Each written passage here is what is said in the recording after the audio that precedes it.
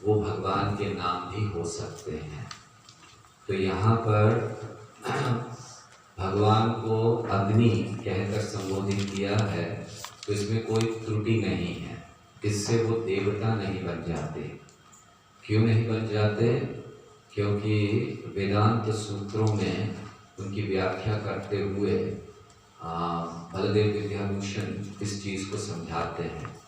वेदांत सूत्र है पहला 1.4.28, उसमें बहुत सुंदर वर्णन बलदेव विद्याभूषण ने अलग अलग प्रमाण देकर किया है कि भगवान के जो जितने भी देवताओं के नाम हैं, भगवान को उन नामों से संबोधित किया जा सकता है, क्योंकि भगवान ने ही ये नाम अपने नाम देवताओं को दिए। तो इसका अर्थ ये है कि देवताओं के जो नाम हैं भगवान के नाम हैं, भगवान ने उनको दे दिए हैं। इसलिए अगर भगवान को उनके संबोधित किया जाता है, जैसे यहाँ अग्नि किया गया, तो फिर उसमें कोई गलती नहीं है। तो वहाँ वेदांत सूत्र है एतेन सर्वे व्याख्यातः व्याख्यातः, ये वेदांत सूत्र है। और उसकी परिभाषा देते हुए बलदेव विद्याभूषण कहते हैं कि इस जगत के जितने भी नाम हैं वो भगवान से भिन्न नहीं है, भगवान के ही नाम है, क्योंकि सब कुछ भगवान से आता है। और फिर उसका प्रमाण देने के लिए अलग अलग प्रमाणों को देते हैं। जैसे वो बताते हैं कि वैशंपायन मुनि ने कहा है कि ये जितने भी नाम हैं इसमें देवताओं के याद में, ये सब श्री कृष्ण के नाम हैं। स्कंद पुराण में वर्णन आता है कि केवल नारायण और कुछ और नामों को छोड़कर भगवान श्री हरि ने अपने सारे नाम देवताओं को दे दिए। स्कंद पुराण का वर्णन। इसका अर्थ क्या है कि सारे नाम भगवान के हैं, केवल कुछ नाम जैसे नारायण या कुछ और नामों को छोड़कर बाकी भगवान हरि ने अपने सारे नाम देवताओं को दे दिए।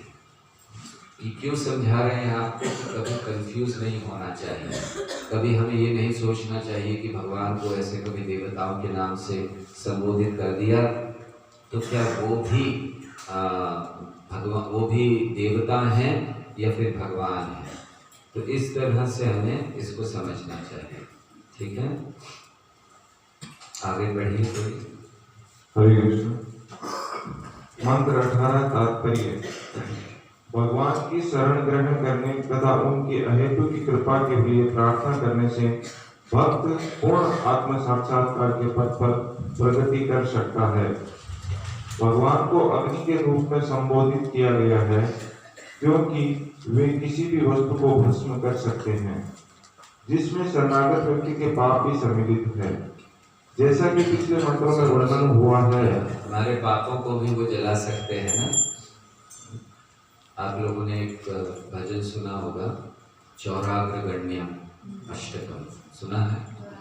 तो उसमें क्या कहते हैं? बहुत सुंदर बात की गई। अनेक जन्मार्जित पाप चौरम चौराग्रगण्यम पुरुषम नमामि। तो अनेक जन्मों से जो अर्जित हमने पाप किए हैं, इतना बड़ा चोर और कोई हो भी नहीं सकता है ना। एक ही चोर है जो ये सब चुरा सकता है। आपका धन कोई भी चुरा सकता है, आपकी संपत्ति कोई भी चुरा सकता है, लेकिन जो आपने अनेक जन्मों से संपत्ति अर्जित की है, जिसको बड़े हृदय से लगा कर रखा है, आपने छोड़ना नहीं चाहते हैं, अनेक जन्मार्जित पाप चौरम, तो उसको भगवान चुरा लेते हैं। तो ये यहाँ पर वर्णन किया है कि वो जला सकते हैं भगवान, तो केवल वही कर सकते हैं, नहीं तो हमारे पाप बने रहेंगे।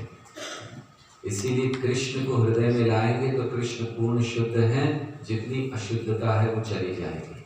लेकिन अगर कृष्ण को हृदय में नहीं लाएंगे तो केवल अशुद्धता बढ़ती रहेगी। तो यहाँ भगवान को अग्नि कहा गया है।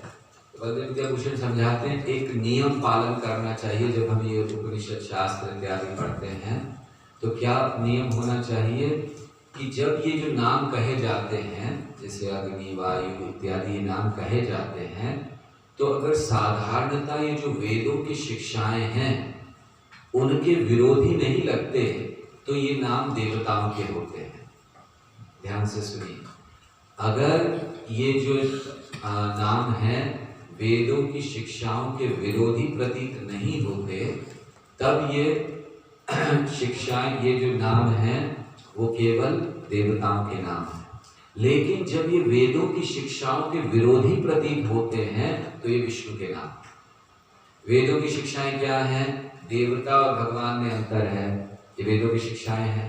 लेकिन जब भगवान को देवता संबोधित किया जा रहा है तो वेदों की शिक्षाओं के विरोधी लग रहे हैं, ऐसे कैसे हो सकता है? तो फिर वो भगवान विष्णु का नाम। ठीक है, समझ में आया या? हाँ जी। दूसरा अपराध है जहाँ पे भगवान का नाम और शिव ब्रह्मादि का नाम अभिन्न है संस्कृत श्लोक में, उसके बारे में व्याख्या करना चाहिए। जहाँ दूसरा श्लोक 57 नाम श्लोक है, दूसरा अपराध के बारे में देवी देवताओं के नाम को भगवान के नाम के समान अभिन्न भी शब्द है उसमें। हाँ, उसमें उसको थोड़ा व्याख्या स्पष्ट हो जाएगा। तो भगवान यहाँ पर जैसे कहा गया है कि भगवान के नाम से देवी देवताओं के नाम को भगवान के नाम के समान या उनसे स्वतंत्र समझना, तो मतलब उनसे अलग समझना, ये भी एक अपराध है। तो कैसे अपराध है? जब हम भगवान देवी देवताओं के नाम लेते हैं, यहाँ जैसे बता रहे हैं कि सब भगवान के हैं, तो वे भगवान से स्वतंत्र नहीं है, ना तो उनका नाम स्वतंत्र है न वे स्वतंत्र है देवी देवता। लेकिन अगर हम उनको स्वतंत्र माने और या देवी देवताओं के नामों को स्वतंत्र माने कि ये अलग है और कृष्ण अलग है, हम दोनों नाम ले सकते हैं। तो ना तो वो स्वतंत्र हैं, इसीलिए कहा गया कि नाम उन्हीं के हैं। तो देवी देवताओं के नाम को भगवान से स्वतंत्र मानना या समान मानना, तो समान भी नहीं है देवी देवता। तो किस दृष्टि से समान नहीं है भगवान का नाम और देवी देवताओं का? साधारण वेदों की शिक्षाओं के आधार पर। तो वेदों की शिक्षाएं क्या हैं? भगवान परम है, देवताओं में अंतर है, तो उस दृष्टि से समान नहीं है। लेकिन जब वेदों के जैसे यहाँ पर वर्णन है कि ये भी नहीं मानना चाहिए कि इसका अर्थ है कि वो स्वतंत्र है, उनका नाम स्वतंत्र है, वो भी भगवान से ही आता है, तो वो भगवान से अभिन्न भी है, मतलब स्वतंत्र नहीं है लेकिन समान नहीं। इसको कैसे समझ सकते हैं कि कोई स्वतंत्र नहीं है, समान नहीं है? सरल है, कोई स्वामी है और कोई दास है, तो दास स्वामी से स्वतंत्र नहीं है, स्वामी के अधीन है, लेकिन दास स्वामी नहीं है, राइट? तो समान भी नहीं है और स्वतंत्र भी नहीं। ठीक है, ओके, आगे बढ़ें। उन परम का वास्तविक या चरम स्वरूप पूर्ण पुरुषोत्तम भगवान का है और उनकी निर्विशेष ब्रह्म ज्योति उनके मुख के ऊपर का विद्युतीयमान आवरण है। इस प्रयास में आत्म साक्षात्कार का कर्मकांड पथ सबसे निम्न है।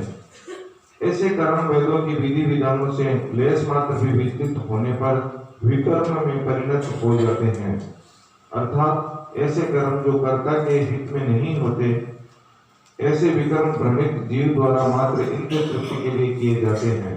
अतएव ऐसे कर्म आत्म साक्षात्कार के मार्ग में बाधक बनते हैं। तो यहाँ जो कर्मकांड इत्यादि दिया गया है कि कर्मकांड देते हैं भगवान, ये किस लिए दिए गए हैं कर्मकांड वेदों में?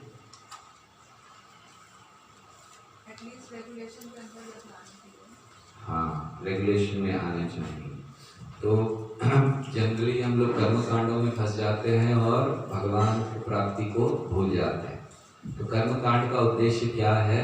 नियमों का पालन करते हुए भगवान की ओर बढ़ना, ये कर्मकांड का उद्देश्य। कई बार लोग पूछते हैं वेदों में कर्मकांड क्यों दिए गए हैं? सीधे भक्ति दे देते, इतना सारा चीज़ बता दिया, ये करो तो व्यक्ति तो स्वाभाविक आकर्षित हो जाएगा।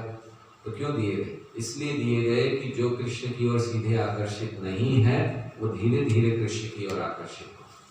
जैसे कोई नियम पालन ही नहीं करता है, मनुष्यों में सबसे निम्न श्रेणी होती है जो किसी नियम का पालन नहीं करते, इंद्रिय भोग करते हैं, कोई नियम नहीं, कोई नैतिकता नहीं, कुछ नहीं। तो उन लोगों को आप सीधे भगवान की भक्ति में ला नहीं सकते, तो इसीलिए वेद धीरे धीरे लाते हैं। तो कर्म कांड देते, कुछ आकर्षण करते हैं। आप भोग करना चाहते हो, और बड़ा भोग मिलेगा, थोड़ा सा ये कर लो, तो व्यक्ति कर लेता है। थोड़ा ये मंत्र का उच्चारण कर लो, थोड़ा ये यज्ञ कर लो, व्यक्ति कर लेता है। फिर धीरे धीरे जब करने लगता है, उसको और ऊंची की कामना होती है, तब फिर कहते कि थोड़ा ज्ञान ले लो, ज्ञान आ जाता है कहते उपासना करो। इसलिए धीरे धीरे ऊपर कर्मकांड को बुलाया जाता है। यस प्रभु जी, प्रश्न ये है, जैसा कि भगवद्गीता में पढ़ाया भी गया था हमको, कर्मकांड इत्यादि graduation process of elevation. Yes अभी और गहराई से इसको और विचार करके देखें तो जैसे यहाँ पर लिखा भी है, आई थिंक ऐसे कर्म आप साक्षात्कार के मार्ग में बाधक बनते हैं क्योंकि ये उन्हीं तत्व के लिए किए जाते हैं। राइट तो तात्विक दृष्टिकोण से है कर्मकांड आप साक्षात्कार मार्ग के या भक्ति प्राप्त करने के लिए बाधा है। एक तरफ तो ये स्थापित होता है, दूसरा प्रमाण ये मिलता है कि जब प्रभुपाद जी विदेशों में गए और जिनके पास कर्मकांड या किसी प्रकार की पुण्य की स्वीकृति नहीं थी, उन्होंने भक्ति को बहुत जल्दी स्वीकार कर दिया, लेकिन भारत को स्वीकार नहीं किया। इससे भी ये सिद्ध होता है कि कर्मकांड करने वाले लोग अपने अहंकार के कारण या सतोगुण अहंकार के कारण भक्ति में नहीं हो सके। तो इससे क्या समझना चाहिए? कर्मकांड मात्र मायाजाल है तो या वास्तव में कॉन्शियसनेस को एलिवेशन करने में सहायक है।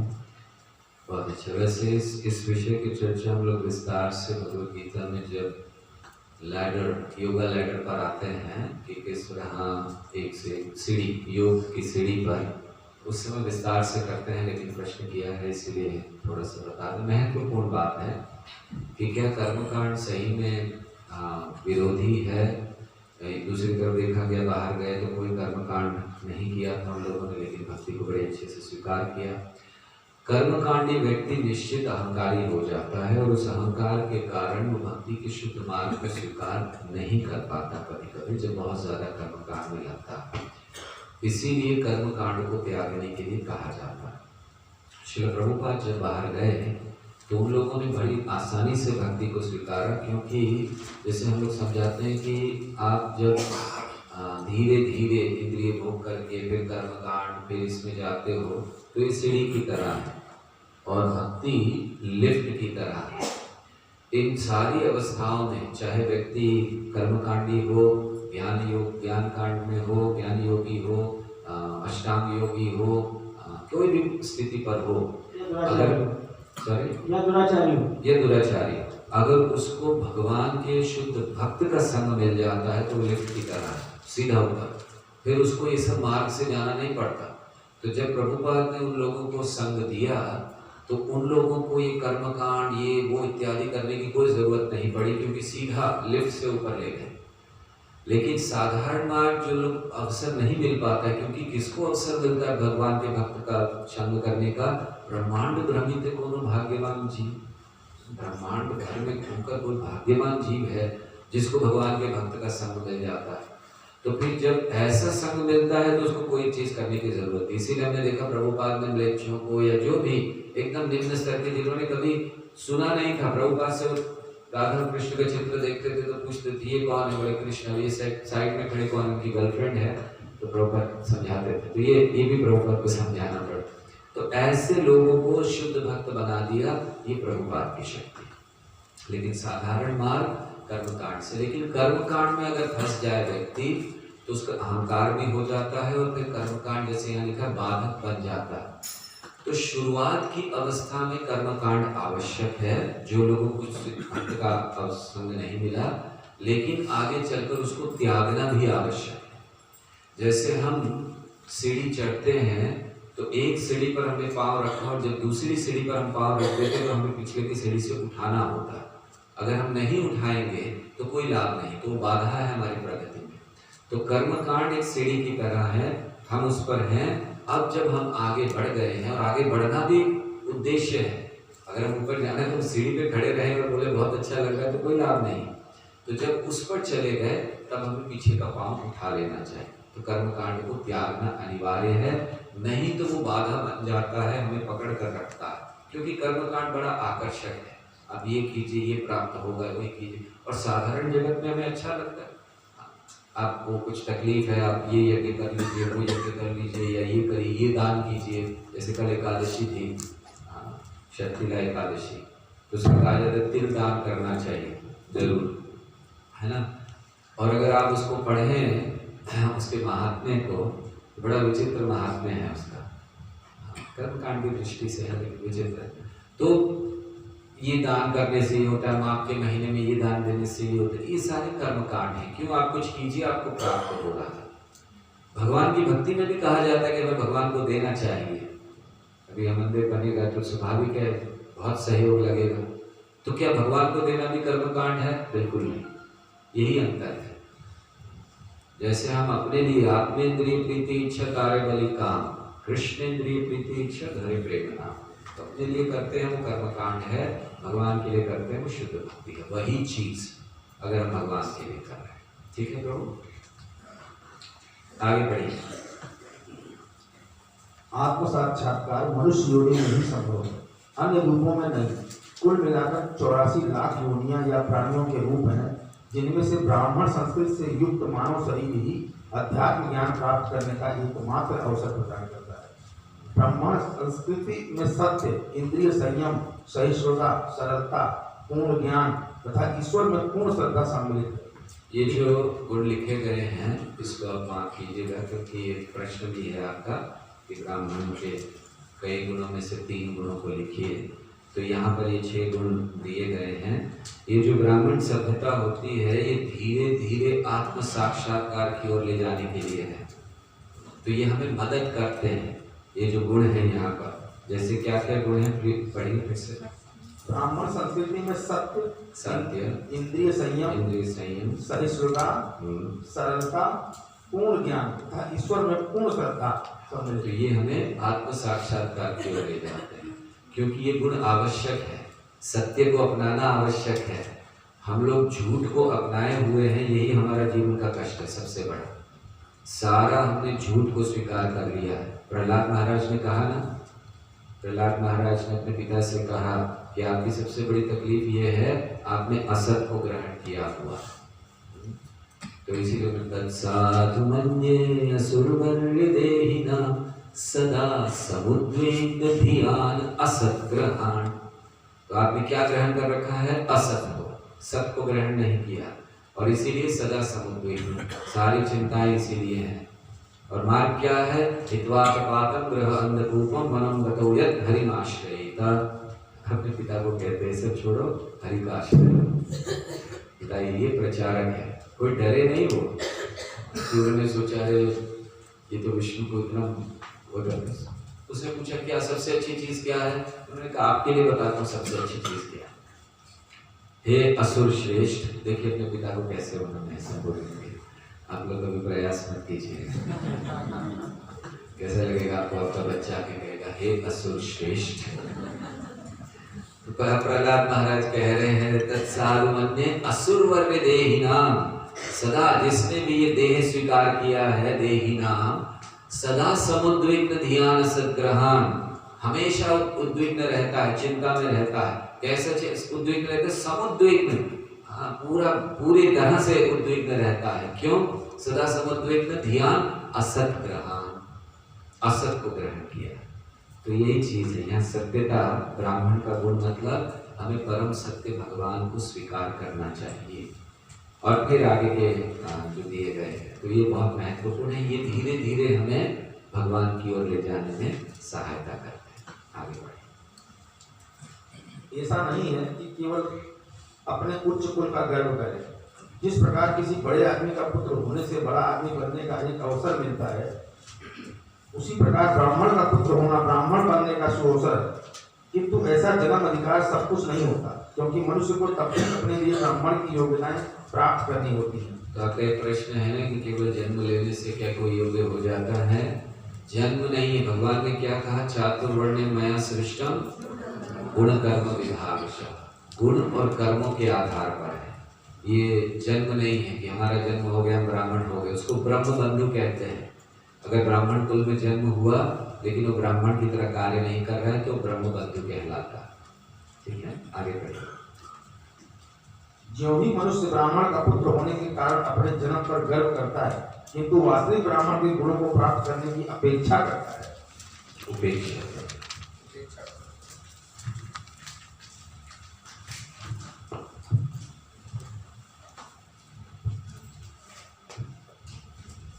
त्यों ही वह विपक्ष हो जाता है और आत्म साक्षात्कार के मार्ग से पतित हो जाता है।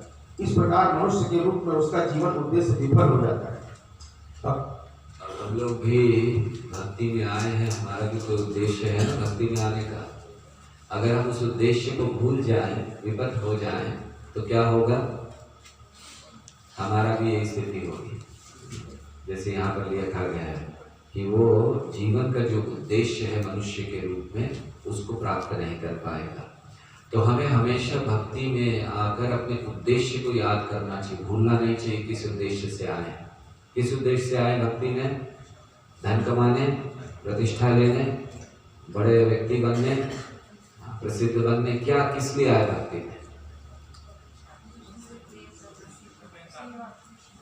जब आप पहली बार आए थे कृष्ण प्रेम प्राप्त करने आए थे? पहली बार मंदिर इसीलिए आए कि कृष्ण प्रेम चाहिए, नहीं तो मंदिर है। सबकी इच्छाएं थी ना कुछ, चलो जाएंगे घर में ठीक हो जाएगा। अरे उसने कह दिया, इतना बुला रहे हैं, बार बार फोन करते रहते, जाकर एक बार देख आते हैं क्या है।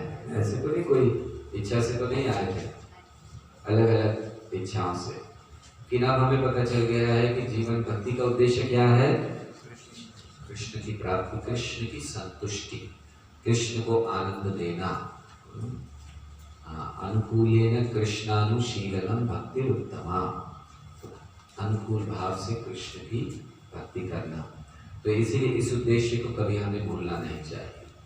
सब कुछ भगवान का है, उनकी सेवा में लगाना है हमें, और उद्देश्य यह है कि उनकी सेवा करके अपने जीवन को सफल करना, और कोई कामना नहीं। अगर कोई और कामना आपकी है इसके अलावा, तो फिर ये भक्ति शुद्ध नहीं है। भक्ति भी गुणों में हो जाती है, तमोगुणी भक्ति, रजोगुणी भक्ति, सत्वगुणी भक्ति और निर्गुणी भक्ति। इसका वर्णन भगवान कपिल भागवत में करते हैं कि कितने प्रकार की ये भी भक्ति भी। तो देखिए हमारी भक्ति भी तमोगुणी हो सकती है। कैसे होती है तमोगुणी भक्ति? कि आप भगवान के सामने आए, प्रार्थना कर रहे हैं, भगवान भक्ति कर रहे हो, जप कर रहे हो, भगवान के सामने आए या जप करते समय सोचो कि भगवान उसने मेरा ऐसा किया, उसको छोड़ना नहीं, कुछ तो उसके जीवन में होना चाहिए। ये तमोगुणी भक्ति है। अगर हम किसी दूसरे का नुकसान करने के लिए भक्ति कर रहे हैं या सोच रहे हैं, तो तमोगुण में चली गई भक्ति। या हमारा भाव ऐसा है कि हम किसी को नुकसान पहुंचा रहे हैं। ऐसा होता है ना कभी कभी, कोई व्यक्ति कुछ कर देता है आपसे शक्तिशाली, आप उसका कुछ कर नहीं पाते हैं, उधर ही के भगवान को बोलता वो तो ज़्यादा शक्तिशाली भगवान। ये तमोगुणी भक्ति है। रजोगुणी भक्ति मान प्रतिष्ठा के लिए की गई कि हम जाए व्यासासन पर बैठे हैं ताकि लोग बोले प्रभु जी अमृतवाणी आपकी, नीचे बोलते ही इसीलिए बढ़िया बढ़िया प्रस्तुति करें, कहाँ से ढूंढ के, यहाँ से ढूंढ के, वहाँ से ढूंढ के, लोग बोले क्या ज्ञान है प्रभु जी आपको, वो क्या भक्ति है आपकी, अमृतवाणी। यस, ये मुझे पहचान गया। तो बात जब नेक्स्ट मिलने चाहिए। तो ये रजोगुणी भक्ति है कि हम भक्ति कर रहे हैं मान प्रतिष्ठा के लिए, सेपरेटिस्ट मेंटालिटी, पृथक भाव, ये भक्ति हमारी रजोगुणी। और सत्वगुणी भक्ति क्या है? ये सब चीज़ों के लिए नहीं करते, कम से कम वो रजोगुण और इससे अच्छी भगवान को मानकर, भगवान मानकर, इन सब चीज़ों के लिए, मान प्रतिष्ठा के लिए नहीं, गलत भावना से नहीं, कर्तव्य की दृष्टि से करते हैं, ये सत्वगुणी। और निर्गुणी क्या है? जहाँ भगवान का नाम सुनते ही आंखों में आंसू आ जाए। हमारे होता नहीं ना, कितना नाम लेते हैं, एक आंसू नहीं टपकता। आता है कभी आया? आता है जब वो करुणा वाली बात होती है। हाँ, करुणा वाली बात होती है। करुणा वाली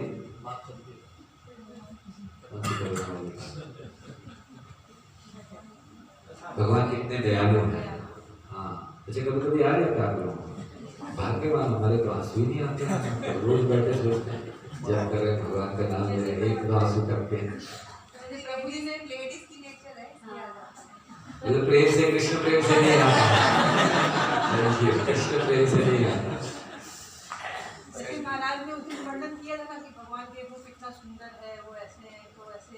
हाँ, तब आंखों में आंसू आ गए थे आप लोगों के। ठीक है, कैसे थे? झूठे थे, सच्चे थे? सच्चे थे, वीर था। तो भाव है। आप लोग नीचे स्तर के थोड़े, हम अपनी बात कर रहे थे, क्षमा चाहिए। हमारे तो आंखों में आंसू ही नहीं आते। जब करते हो 16 वाला रोज हो रहा है, एकादशी पे ज्यादा हो रहा है, कोई भाव ही नहीं है कि प्रेम आ जाए, कृष्ण के प्रति प्रेम हो, कुछ नहीं होता, आंसू बिल्कुल नहीं आते, है ना। तो वो भक्ति क्या है? स्वतः भगवान का नाम सुनते ही जहाँ उनके प्रति प्रेम प्रकट हो जाए, वो गुणों के परे भक्ति है। तो इस तरह भक्ति भी हमें संभालना चाहिए। भक्ति करते हुए गलत उद्देश्य से भक्ति करेंगे तो फिर उसका लाभ ठीक से नहीं मिलेगा। थैंक यू, बहुत बहुत धन्यवाद। ये आखिरी दिन तक होना ही था, हो ही नहीं सकता। एक दिन भी ऐसा क्या हो ही नहीं सकता। और जब हमने पहले दिन ये घोषणा की थी कि ऐसा होगा, देखिए भगवान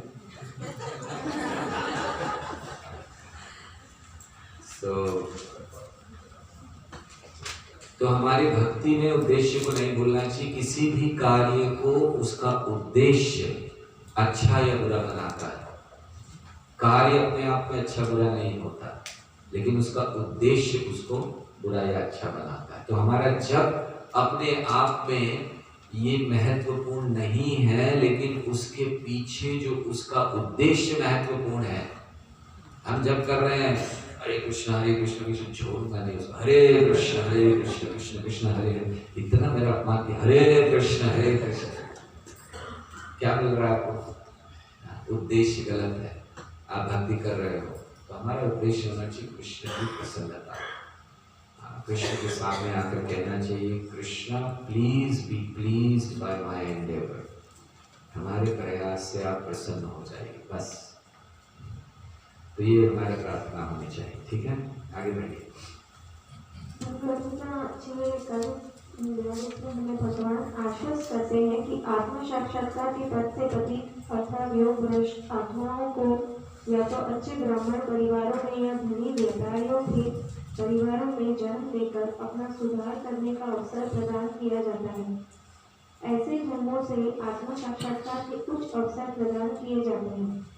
यदि मोहवश इन अवसरों का दुरुपयोग किया जाता है तो मनुष्य परम शक्तिमान भगवान द्वारा प्रदत्त मानव जीवन के सुनहरे अवसर को खो देता है। पापे पुण्य कृतां लोकान् चित्वा शाश्वते स्मः शुचिनां श्रीमतां गेहे योग भ्रष्टो विजायते। पहले प्रभुपाद ने बताया कि जो ब्राह्मण कुल में जन्म लेता है, फिर कार्य नहीं करता तो उसका योग भ्रष्ट हो जाता है। लेकिन फिर भी भगवान ऐसी सुविधा देते हैं कि जिसने थोड़ी भी भक्ति की है, स्वल्पमप्यस्य धर्मस्य त्रायते महतो भया, थोड़ी भी भक्ति कर ली है तो भगवान उसको एक और अवसर कहाँ देते हैं? शुचिनाम श्रीमताम गेहे। अच्छे कुल में जन्म मिलता है, अच्छे परिवार में जन्म मिलता है जहाँ उसको सुविधा है। लेकिन अगर वो सुविधा का उपयोग नहीं करता तो फिर उसको पतन, फिर से नुकसान होता है। आगे बढ़िए। विधि विधान ऐसे हैं कि जो इनका पालन करता है। तो मुझे लेकिन एक क्वेश्चन ये भी है कि बाहर से सुविधा दी, उसको अच्छा घर, अच्छा परिवार दिया और सारी फैसिलिटीज दी, तो अंदर से भी तो प्रेरणा देते होंगे ना, तो वो कैसे विफल हो जाता है? अंदर से तो प्रेरणा सबको देते हैं, केवल जिसको बाहरी सुविधा नहीं, जिसको नहीं दी है उसको भी देते हैं। लेकिन वो विपद इसलिए हो जाता है क्योंकि अपनी स्वतंत्रता का दुरुपयोग करता है। सुविधाएं मिली, हम सबको भी सुविधाएं मिली हैं और हमने अपनी सुविधा, अपनी जो सुविधा मिली और जो स्वतंत्रता मिली उसका उपयोग किया। तो भगवान ये देते हैं और सुविधा भी देते हैं, इसका अलग अलग है। प्रभुपाद 6ठे अध्याय में भगवद गीता में लिखते हैं कि कुछ योगी होते हैं जो थोड़े समय कर कर भ्रष्ट हो जाते हैं, कुछ समय होते हैं, कुछ योगी होते हैं लंबे समय तक करके फिर उनका योग भ्रष्ट होता है। तो जो थोड़े समय में योग करके भ्रष्ट हो जाता है उनके लिए ये है कि उनको सुविधा मिलती है, कभी कभी उस सुविधाओं में भटक जाते हैं। लेकिन जो लंबे समय के लिए योग करके जाते हैं, प्रभुपाद उन तात्पर्यों में अपना और भक्ति सिद्धांत सरस्वती ठाकुर का उदाहरण देते हैं कि हमारा जन्म अच्छे वैष्णव कुल में हुआ, अच्छे परिवार में हुआ, भक्ति सिद्धांत से ठाकुर का कहते हैं कि अच्छे में हुआ, जिससे हम आगे भक्ति कर सकें। तो इसलिए वो जो कहा गया वो उन लोगों के लिए जिन्होंने बहुत योग नहीं किया, सुविधा मिल गई मगर क्योंकि अभी परिपक्व नहीं हुए तो सुविधाओं में बह जाते हैं। ठीक है, आगे बढ़े। विधि विधान ऐसे हैं कि जो इनका पालन करता है वह काम कर्मों के स्तर से उन्नति कर दिव्य ज्ञान के स्तर को प्राप्त करता है। अनेकानेक जन्मों तक दिव्य ज्ञान का अनुशीलन कर लेने पर जब मनुष्य भगवान की शरण ग्रहण करता तो है, यहाँ ये कर्म कांड, ज्ञान कांड, ये जो हम लोग शुरुआत में चर्चा कर रहे थे, वो प्रभुपाद बता रहे हैं कि पहले कर्म कांड कर लेता है, ज्ञान कर लेता है, इत्यादि। तभी वह पूर्ण बनता है। यह सामान्य प्रक्रिया है, किंतु यदि कोई प्रारंभ में ही शरण ग्रहण कर लेता है, जैसे कि इस मंत्र में संस्तुति की गई है, तो वह भक्तिमयी प्रवृत्ति ग्रहण करते ही समस्त प्रारंभिक अवस्थाओं को पार कर लेता है, जैसा कि भगवद गीता 18:65 में कहा गया है। भगवान तुरंत ऐसे शरणागत जीव का भार अपने ऊपर ले लेते हैं और उसे उसके सभी पाप कर्मों के फलों से मुक्त कर देते हैं। कौन सा श्लोक है? सर्वधर्मान परित्यज्य माम एकम शरणं व्रज। भगवान बोलते हैं जब आप अपने साधारण धर्मों को त्यागते हो तो पाप लगता है। जैसे जब कोई ब्रह्मचारी बनता है तो लोग बोलते हैं माता पिता के प्रति कर्तव्य नहीं। आप लोगों में से जिनके लड़के हैं ब्रह्मचारी बनना चाहते हैं, आप लोगों ने बात नहीं लिया। वैसे लोग बनाना नहीं चाहते, वो अलग बात है, इच्छा नहीं रहती है। लेकिन ब्रह्मचारी बनते हैं तो उनको कहा जाता है कि माता पिता की सेवा त्याग दी इसने, धर्म। तो भगवान कहते हैं जरूर सही है, पाप लगेगा, पाप लगता है। माता पिता की सेवा नहीं करे, शास्त्रों में कहा गया जो अपने माता पिता की सेवा नहीं करते उसको नरक में जाना पड़ता है, हजारों साल तक उसको कष्ट भोगना पड़ता है। तो जिस बालक ने अपने माता पिता की सेवा छोड़ दी तो फिर उसके लिए क्या है? भगवान कहते हैं निश्चित पाप लगेगा। अहम तो हम सर्व पापेभ्यो मोक्षयिष्यामि मा शुचि। मैं छूट दे रहा हूँ, मैं चिंता क्यों कर रहा हूँ? तुम्हें पाप लगा। भगवान ने ये नहीं, भगवान ने ये शब्द क्यों यूज किया कि सर्वधर्म परित्यज्य, नहीं क्यों कहा कि अहम तो हम सर्व पापेभ्यो। तो आप जब समर्पण कर रहे हो तो पाप कहाँ से आ गया? पाप आ गया क्योंकि अपने साधारण कर्तव्यों को त्याग रहे हो आप। लेकिन साधारण कर्तव्य को ऊंचे कर्तव्य के लिए त्याग रहे हो, इसलिए भगवान पापों को हटा लेते हैं। अहम तो हम कितनी गारंटी दे रहे भगवान कि चिंता क्यों कर रहे हो, मैं कर रहा हूँ ना। जब हमारे पास दो कर्तव्य होते हैं, नीचा और ऊंचा, तो हमें ऊंचा कर्तव्य चुनना चाहिए। जैसे मान लीजिए, मैं कई बार उदाहरण दिया है कि एक सैनिक है, घर में छुट्टी पे आया हुआ है, अब कल उसकी लड़की की शादी है, उसको कन्यादान करना है। पिता के लिए सबसे महत्वपूर्ण कार्य है, कर्तव्य है कन्यादान करना। और उसको आज एक इंफॉर्मेशन मिलती है कि युद्ध छिड़ गया है, 12 घंटे के अंदर रिपोर्ट करो अपनी यूनिट में। तो अब उसके लिए दोनों कर्तव्य है ना।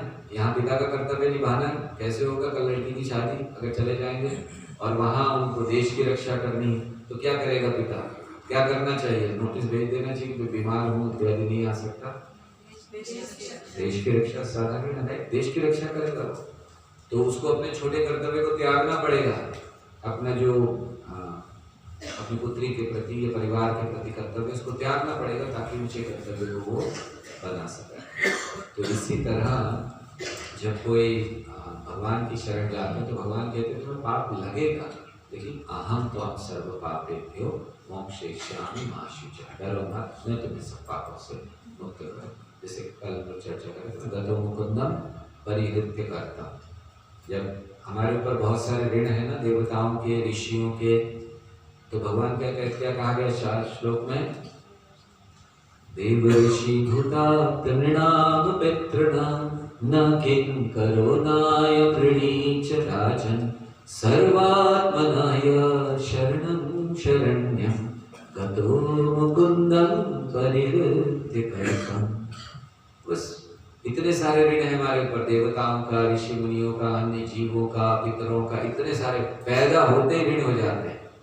देखिए लोन लेके ही पैदा होते हैं हम लोग, जन्म लेते इतने सारे लोग। तो कैसे चुकाया जाएगा? देवताओं का ऋण यज्ञ करके चुकाया जाता है, ऋषियों का ऋण शास्त्र पढ़कर चुकाया जाता है, पितरों का ऋण श्राद्ध करके चुकाया जाता है। तो ये सब करते रहेंगे तो क्या होगा? जीवन भर इसी में निकल जाएगा। इसीलिए यत् सर्वात्मनाय शरणं शरण्यं गतो मुकुंदं परिहृत्य करतम्। अगर भगवान मुकुंद की शरण ले ले तो कोई ऋण नहीं रह जाता है। भगवान उससे लोन भगवान चुकाएंगे, सही है ना। जैसे आपने किससे लोन लिया है, अब कोई आपको अपनी शरण में ले लेती कि आज से तुम मेरे अधीन, जो भी है, तो फिर सारा लोन उसको ट्रांसफर हो जाता है ना, फिर वो लोन चुकाएगा। जब हम भगवान की शरण ले लेते भगवान चुकाएंगे हमारा लोन, और चुकाते भी हैं। इसलिए कहते डरो मत, अहम तुम सर्व पापे। तो सारे पापों से मुक्त करना मतलब बोल रहे मैं तुम्हारा लोन चुका दूंगा, तुम चिंता मत करो। आज आगे बढ़िए। कर्मकांड में अनेक पाप नहीं हैं। एक मिनट।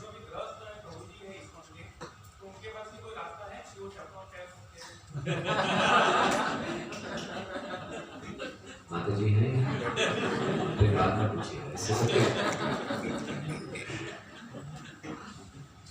ओके, जो गृहस्थ है उनके लिए क्या सैफरन का नियम ये है कि उनको गृहस्थ जीवन से वानप्रस्थ में जाना होगा।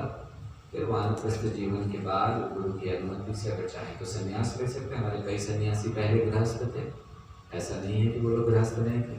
जितने भी सन्यासी उनमें से कई सन्यासी गृहस्थ थे।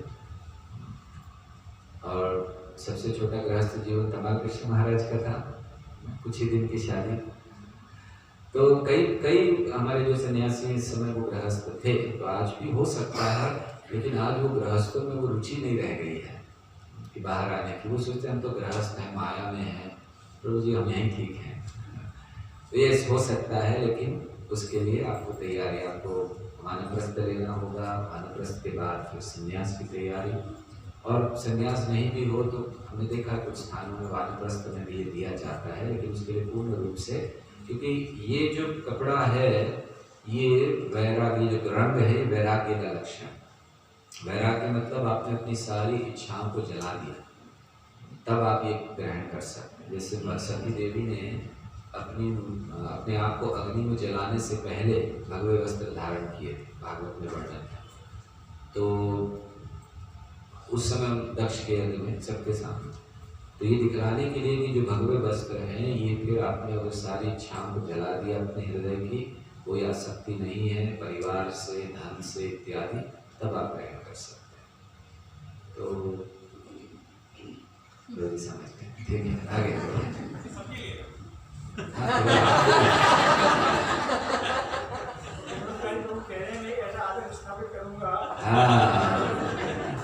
हमें हमेशा एक उदाहरण चाहिए होते हैं, तो देख कर फिर सबको इच्छा होती है।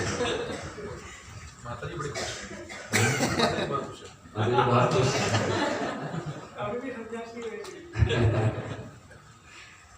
वैसे सही दृष्टि में अगर हमें भगवान ने सुविधा दी है और हमें आवश्यकता नहीं है, तो बहुत ज़्यादा इन चीज़ों में नहीं पड़ना चाहिए, नहीं तो जीवन भर वही चलता है। हम सोचते हैं भक्ति यही है, सुबह मंदिर जाओ, थोड़ा सा जप कर लो, जीवन फिर पूरा टाइम पैसा कमाओ, बिजनेस में लगे रहो, प्रभु को कहा जाए ये हो रहा है और प्रभु जी बहुत व्यस्त है, नहीं हो सकता, और ऐसे ही जीवन निकल जाए। नहीं, भक्तों का जीवन ऐसे होना चाहिए कि जब तक आवश्यकता है, ठीक है अपने कर्तव्य हैं इत्यादि हैं, पारिवारिक कर्तव्य या धन, लेकिन जिस समय सुविधा हो उस समय आवश्यकता नहीं है बहुत ज़्यादा उन चीज़ों में लगे रहने की। हमें दुनिया से कंपटीशन करने की ज़रूरत नहीं है कि एक दिन में भी अंबानी बनूंगा, एक दिन में भी ये बनूंगा, कोई ज़रूरत नहीं है। भगवान ने जितना दिया बहुत है। प्रभुपाद कहते हैं अगर आपके पास थोड़ी सी भूमि है, एक गाय है, छोटा सा घर है, और क्या चाहिए जीवन में, लेकिन हम उस जीवन के लिए तैयार नहीं है। सुनने में बड़ा अच्छा लगता है, कितना अच्छा होगा, आराम से रहेंगे, लेकिन तैयार करना नहीं चाहते। आज भी अगर हमें सुविधा होगी वो तो हम उसको स्वीकार नहीं करते।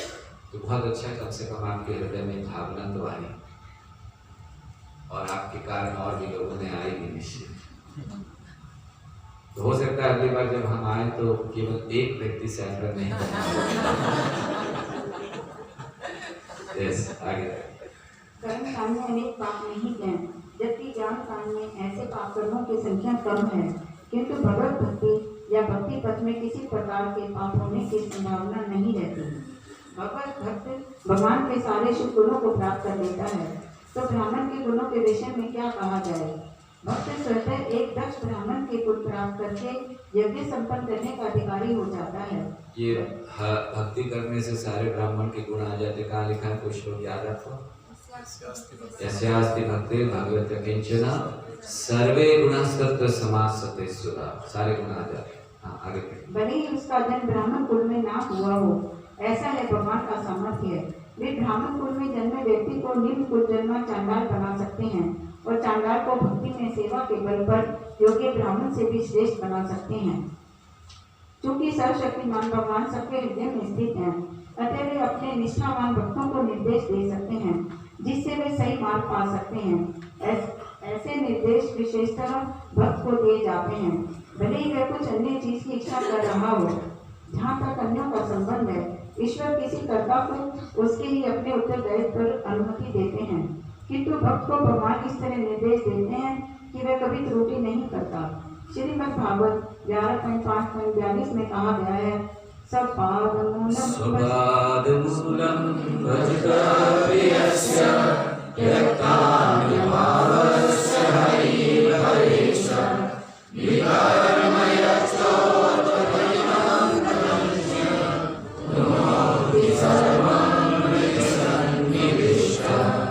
भगवान अपने पूर्ण शरणागत भक्त के प्रति इतने दयालु हैं कि यद्यपि भक्त कभी कभी विकर्म अर्थात वैदिक आदेशों के विरुद्ध कर्म के बंधन में आ गिरता है, तो भी वे भक्त के हृदय के भीतर से त्रुटियों को तुरंत ठीक कर देते हैं। इसका कारण यह है कि भक्त को भगवान को अत्यधिक प्रिय है। या आपको गलती भी हो जाए तो भगवान ठीक कर देते हैं, ज़्यादा चिंता नहीं करते रहना, भक्ति करते रहना चाहिए। हाँ, गलतियाँ भी करते रहना चाहिए, नहीं कभी कभी हो जाए तो भगवान ठीक कर देते हैं। यस, ईशोपदेश के इस मंत्र में भक्त भगवान की प्रार्थना करता है कि वे उनके हृदय में भीतर से उसे सुधारे। त्रुटि करना मनुष्य का सहज गुण है। बुद्धिजीव प्राय त्रुटि करता है और ऐसे अनचाहे पापों का एकमात्र उपचार यही है कि भगवान के चरण कमलों में समर्पित हुआ जाए, जिससे वे इनके बचने हेतु मार्गदर्शन करते हैं। भगवान पूर्ण शरणागत का भाग अपने ऊपर ले लेते हैं। इस तरह से सारी समस्या भगवान के शरण में ग्रहण करने एवं उनके निर्देश अनुसार कार्य करने में मात्र ही हल होता है। भगवान कब सब कुछ अपने ऊपर ले लेते हैं? जब शरणागत हो जाते हैं। ये सारे रीति रिवाज इत्यादि को छोड़कर सीधे भगवान की जो शरण चला जाता है, भगवान उसका जीवन का कंप्लीट चार्ज ले लेते हैं। फिर जो होता है उसके जीवन में वो भगवान की इच्छा है। हमारे जीवन में हम तो बोल देते हैं, प्रभु जी मंदिर आइए, भगवान की इच्छा होगी तो आएंगे, है ना? ऐसे करेंगे ना हम लोग। कोई किसी को बोले भगवान की इच्छा हो, भगवान क्यों इच्छा करेंगे आपके लिए? आप कौन से बड़े महान भक्त हो जो भगवान आपके लिए इच्छा करेंगे? मंदिर तो आते नहीं, भक्ति करते नहीं, भगवान इच्छा करेंगे आपके लिए? हाँ, तो भगवान उस व्यक्ति के चार्ज लेते। जैसे परीक्षित महाराज गए, पानी मांगा, पानी नहीं दिया तो मरा हुआ सांप उठा के गले में डाल दिया। आप में से कोई करेगा? बताइए, कोई करेगा? आप कभी जाएं किसी मंदिर में, कोई ब्रह्मचारी बैठे जप कर रहे हैं, आंख बंद करके जप कर रहे, बड़े ध्यान से, आपको उनको भी पानी चाहिए, वो नहीं दे तो उठा के सांप डाल दो, कुछ भी डाल दो, रस्सी पड़ी होगी, गंदगी पड़ी होगी। हाँ, तो जब हम नहीं करेंगे, परीक्षित ने कैसे कर लिया? इतने महान भक्त। स्वाभाविक है, प्रश्न आता है कि नहीं, हम तो नहीं करेंगे, परीक्षित महाराज ने कर दिया। इतने महान भक्त जिनको बचपन नहीं, गर्भ में दर्शन हुए भगवान के, बचपन से वो खेल रहे हैं भगवान की गुड़ियाओं से, भगवान के नाम से, भगवान के लीलाओं को, इतने महान भक्त। तो कैसे हो गया? भगवान की इच्छा, उनका चार्ज भगवान ने ले रखा है। भगवान चाहते थे भागवतम प्रकट हो, इसीलिए भगवान ने इस लीला को किया। तो हमारे जीवन में जो भी होता है उसके दो ही कारण हैं, एक हमारे कर्म, जो हम कर्मों का फल भुगत रहे हैं, और दूसरा भगवान की इच्छा। और दोनों अवस्थाओं में हमारे पास कोई चॉइस नहीं है, स्वीकार करना पड़ता है। और कभी कभी हम लोग ज्यादातर हम लोगों के जीवन में जो होता है वो क्या है? कर्म है, भगवान की इच्छा नहीं है, ये मान लीजिए। अभी इतने शुद्ध नहीं हुए कि भगवान सीधे हमारे जीवन का चार्ज लेंगे, लेकिन कभी कभी कर भी देते हैं, कुछ कुछ होता भी है। भगवान की इच्छा कैसे होती है? हम लोग भक्ति में नहीं आ रहे थे, इधर उधर जा रहे थे, भगवान सारी योजना बनाकर हमको लेकर आते हैं। आप अगर अपना जीवन देखिए, भक्ति में आप कैसे आए, तो भगवान ने वो योजना बनाई थी, है ना? अब आपको पता चलता है, उस समय नहीं पता चलता। अचानक अच्छा चल रहा था, जीवन में कुछ हो गया, कष्ट तकलीफ आई, आपने सोचा भगवान को जाके प्रार्थना करते, इतने में एक भक्त आ गया, बोले बुक ले लीजिए आप, या मंदिर आइए, प्रोग्राम है J9 में, जहाँ पे भी आप चले आए, क्योंकि बड़े दुखी थे, तो चलो कुछ तो सुने, और फिर सुना, बड़ा आनंद आया, फिर अगले दिन, राइट? कहीं ना कहीं भगवान ने सारी व्यवस्था की। अगर आप यहाँ नहीं आते, इस कॉलोनी में नहीं आते, आप इसको नहीं मिलते, तो कहाँ से भगवान आपकी योजना बनाते हैं? देखिए, ये मत सोचिए कि अभी की ये भगवान ने, पीछे जाइए। अगर आप ये नहीं करते तो इनके संपर्क में नहीं आते और ये नहीं होता। अगर आपके जीवन में ये नहीं होता तो ये नहीं होता। भगवान कहाँ से योजना बनाना शुरू कर देते हैं आपको लाने के लिए, अभी से नहीं। जैसे मान लीजिए किसी का जन्म कहीं पर हुआ, फिर किसी कारण से उसको वो छोड़कर जाना पड़ा, उसको बड़ा दुख होता है कि अरे मेरे को ये छोड़कर जाना पड़ा। फिर वहाँ जाता है, वहाँ सेटल होने का प्रयास करता है, भक्तों से मिलता है, संपर्क में आ जाता है, भक्ति करने लगता है। भगवान ने कहाँ से योजना बनाई, जहाँ आप रह रहे थे वहाँ आपका बिजनेस खराब किया ताकि आप यहाँ आए, राइट? नहीं आएंगे तो मिलते नहीं। तो कितनी भगवान योजना बनाते हैं कि कहाँ से ये भक्त आ जाए, और हम योजना बनाते हैं कि हम भगवान के पास ना जाए। ये हमारी योजना है, हमने प्रण लिया हुआ है। भगवान ने प्रण लिया इस जीव को मैं लेकर आऊंगा, और हमने प्रण लिया मैं नहीं जाऊंगा। यही संघर्ष है।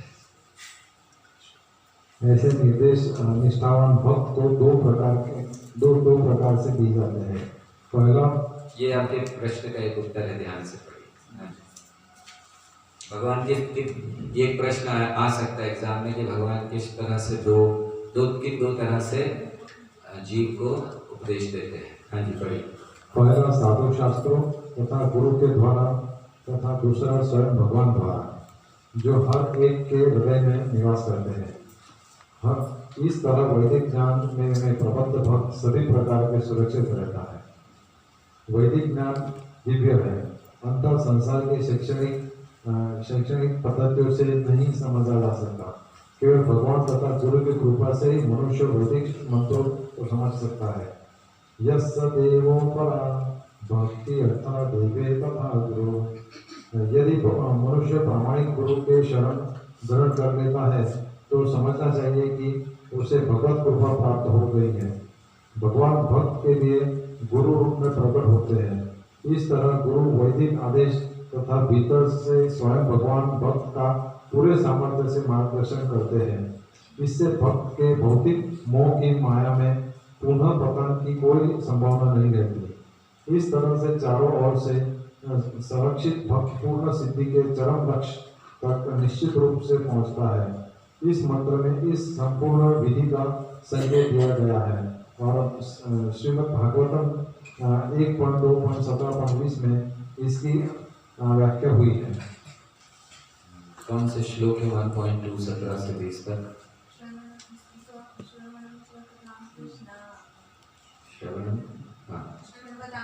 शृण्वतां स्वकथा कृष्ण पुण्यं श्रवण कीर्तनम् हृदयन्तस्त्वयि भद्राणि विधुनोति सुहृत्सताम्।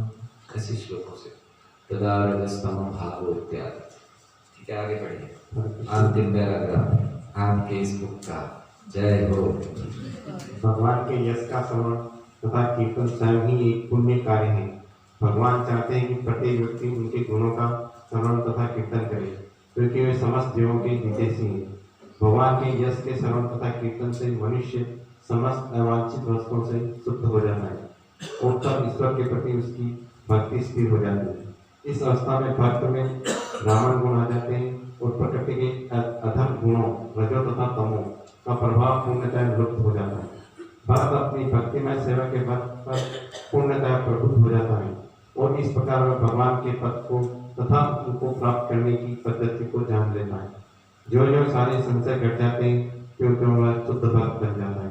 इस प्रकार पूर्ण पुरुषोत्तम भगवान श्री कृष्ण के निकट लाने वाले ज्ञान श्री ईश्वर परिषद के भक्ति वेदांत तात्पर्य पूर्ण हुए। जय हो। श्रील प्रभुपाद की जय। आप सबकी जय। इतना आपने महान कार्य किया, उपनिषद पढ़ लिए। ये तो साधुओं का काम है, ऋषि मुनियों का काम है, और आप लोग आज बहुत बड़े बड़े ऋषि मुनि हो गए। तो बहुत बहुत धन्यवाद आप सबका, बड़ा अच्छा लगा। और अब एक छोटी सी आपके लिए एक्सरसाइज है। जब तक आप एक्सरसाइज करेंगे तब तक आपके लिए हम एग्ज़ाम कैसे देना है उसकी तैयारी करवा देंगे यहाँ पर। तब तक एक छोटी सी एक्सरसाइज 5 मिनट के लिए हम चाहते हैं। अभी हमने सारा ईशोपनिषद पढ़ लिया, भक्ति करनी है, सब हो गया, क्या क्या चैलेंजेस आते हैं हो गया। अब आपको अपने जीवन के लिए एक एक्शन प्लान लिखना है। एक्शन प्लान समझते हैं? आगे क्या करना है, एक योजना। तो आप ग्रुप का लिख सकते हैं, 3-3 4-4 के ग्रुप बनाकर आपस में, क्योंकि इससे ज़रा अच्छा होता है। उसमें क्या क्या होना है, पहली चीज होनी है कि आपको देखना है कि हमारी क्या कमियां हैं भक्ति में, और प्रयास कीजिए प्रामाणिक तौर से लिखें। मतलब ऐसा नहीं कि अरे इसको बताएंगे इसको पता चल जाएगा मेरी इतनी कमी है, कोई बात नहीं, पता चलने दीजिए बहुत। हाँ, ऐसी कोई कमी हो जो आप नहीं बताना चाहते वो अलग बात है, कोई बहुत पर्सनल कमी है, लेकिन वैसे बताइए, लिखिए। पहली चीज, तो 3 चीजें आपको इसमें लिखनी है सेक्शन प्लान में। पहली चीज हमारी क्या कमियां हैं, क्या चीजें कम हो रही हैं, और या आपसी संबंध में इत्यादि, और उन कमियों के कारण दूसरी चीज कहाँ पर आध्यात्मिक दृष्टि से हमारा फेलियर हो रहा है या हम लोग आगे नहीं बढ़ पा रहे हैं, जिन कमियों के कारण क्या प्रभाव हो रहा है। जैसे हमारे अंदर ये कमी, मान लीजिए उदाहरण के लिए हमारे अंदर कमी है कि हम तुरंत कुछ भी बोल देते हैं, राइट, ये कमी है। तो उसके कारण क्या हो रहा है, दूसरा चीज मेरे संबंध खराब हो रहे हैं, लोगों से मतभेद हो जाते हैं इत्यादि।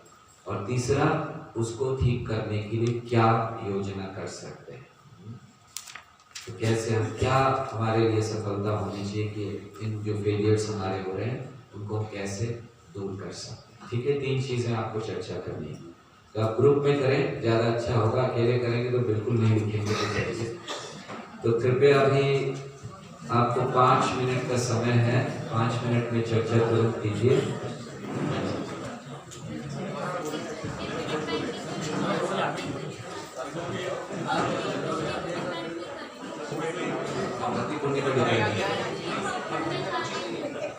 भक्ति ही सबसे बड़ा पुण्य कार्य है, और कोई पुण्य करने की जरूरत नहीं है, ये बताया। अगर आप पुण्य करने की इच्छा करते हो भक्ति करो, और कुछ पुण्य करने की जरूरत नहीं। ये ठीक है, आपका समय शुरू हो गया, 5 मिनट आप लोग इसमें शुरू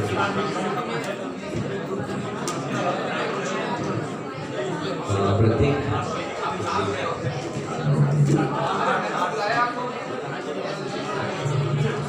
ओम शांति शांति शांति। धीरे धीरे अच्छा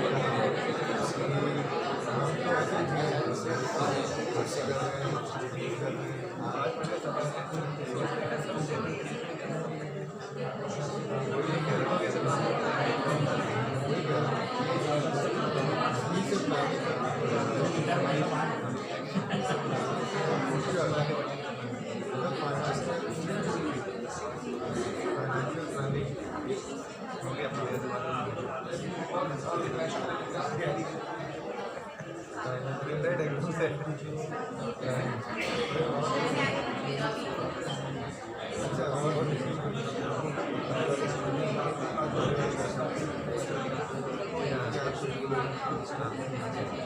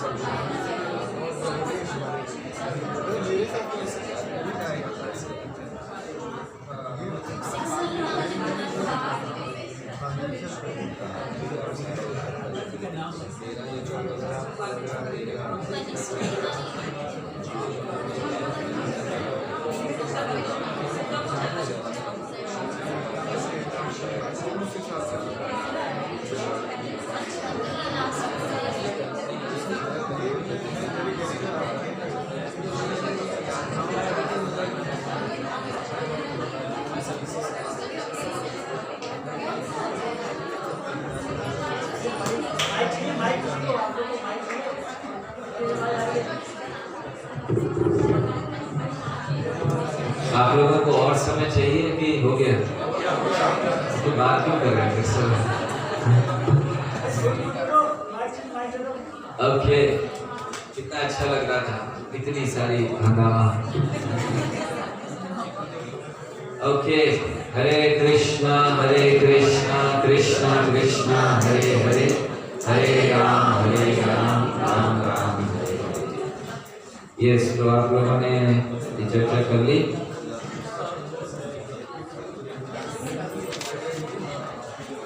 अच्छा, अभी ऐसा है कि समय थोड़ा कम है, या तो हम लोग अभी एग्जाम की तैयारी शुरू कर सकते हैं, या जो आपने अभी चर्चा की है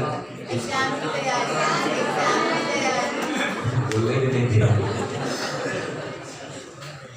अच्छा ठीक है, तो फिर ये एक्शन प्लान का क्या होगा? इतने डिस्कस करेंगे, ये आप छोड़ दीजिए, हमारे ऊपर कोई चिंता नहीं है। सबसे महत्वपूर्ण एक्शन प्लान है कि एग्जाम कैसे पास हो। सारी योजना उसके बाद। ओके ठीक है, तो अभी सबसे पहले आपको हम जो आपका क्लोज बुक एग्जाम है उसकी तैयारी करवा रहे हैं, और उसके बाद फिर आपको ओपन बुक का डिटेल बताएं, ठीक है? दोनों में से कुछ मार्क्स ज़्यादा ओपन बुक में आने हैं, लेकिन फिर भी पहले अभी आपका तुरंत। अच्छा, आपका एग्ज़ाम 10 तारीख को होगा, रविवार को सुबह 10 बजे से 1 बजे तक, 3 घंटे, 10 बजे से 1 बजे तक। 10 तारीख को संडे है, रविवार। हाँ जी, चीटिंग, मोबाइल, लैपटॉप, बैग सब कुछ बाहर रखने हैं, और उस दिन सिक्योरिटी वाले को बुलाया जाएगा, वो चेकिंग करेगा सारा, कहीं पर कुछ रखा तो नहीं है। केवल पेन लेकर आना है बस। पेपर भी यहाँ से दिए जाएंगे आपको, पेपर भी सर यहीं से, एग्जाम पेपर भी, और आप पैड ले आइएगा बस उससे, और पैड में पीछे कुछ लिखा नहीं होना चाहिए। हाँ, एग्जाम में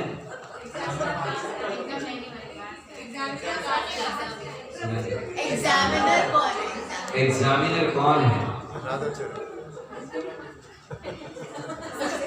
बाहर से आएंगे,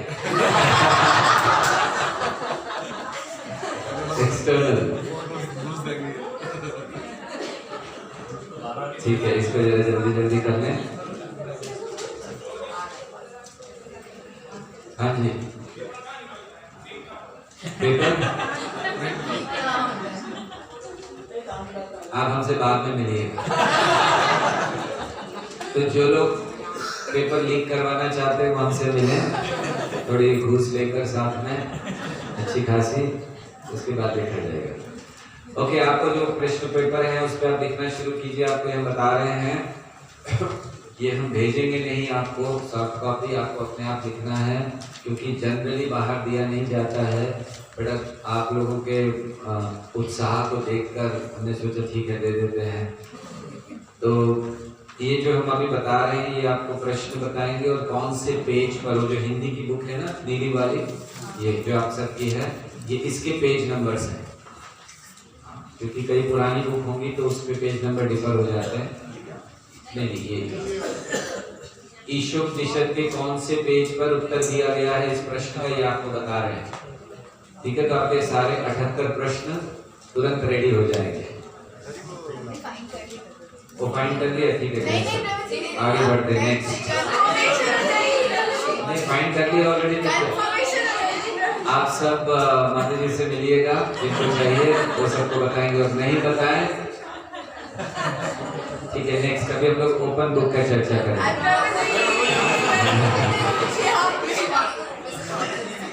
आप खड़े हो तो सब लोग देख ले आप। हाँ ओके, ठीक है। तो पहला हम प्रश्न, और अच्छा हम जब बोलते जाएंगे बीच में आप लोग हमें रोकिएगा नहीं, क्योंकि 5 मिनट में इसको खत्म करना है, 5-7 मिनट में। तो हम केवल बताएंगे प्रश्न नंबर और पेज नंबर, वैसे यहाँ भी है और हम बताते भी जाएंगे। आप केवल उसके आगे लिखते जाइए। आपके जो पेपर है, प्रश्न पेपर, साइलेंट प्लीज, शांति। जो पेपर है उसके आगे लिखते जाइए पेज नंबर, ठीक है।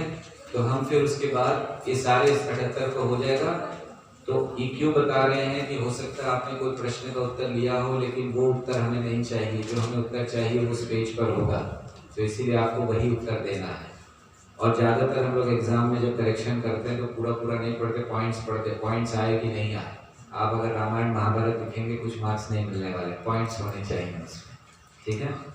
तो ये प्रारंभ करने में बीच में मत रोकिएगा, प्रभु जी 1 मिनट, दूसरे का क्या, 5वें का क्या, अगर आपने नहीं सुना किसी और से लिख के ले लीजिएगा, ठीक है, लेकिन हमें मत रोकिएगा 5 मिनट के।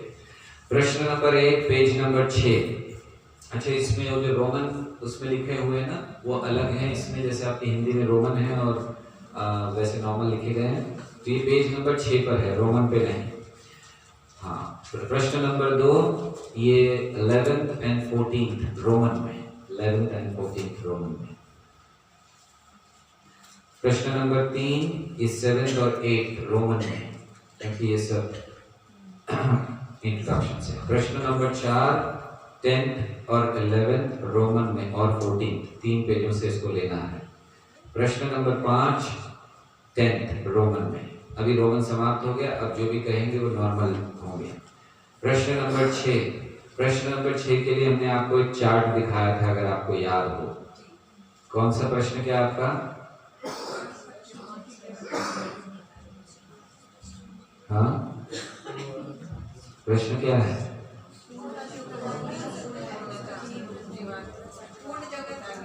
पूर्णता का ना? हाँ, ओके। तो पूर्णता के लिए मैंने आपको ये चार्ट दिखाया था ना, ये वाला, ठीक है। तो ये उसका उत्तर है, इसको ऐसे समझाना है आपको, याद रहेगा?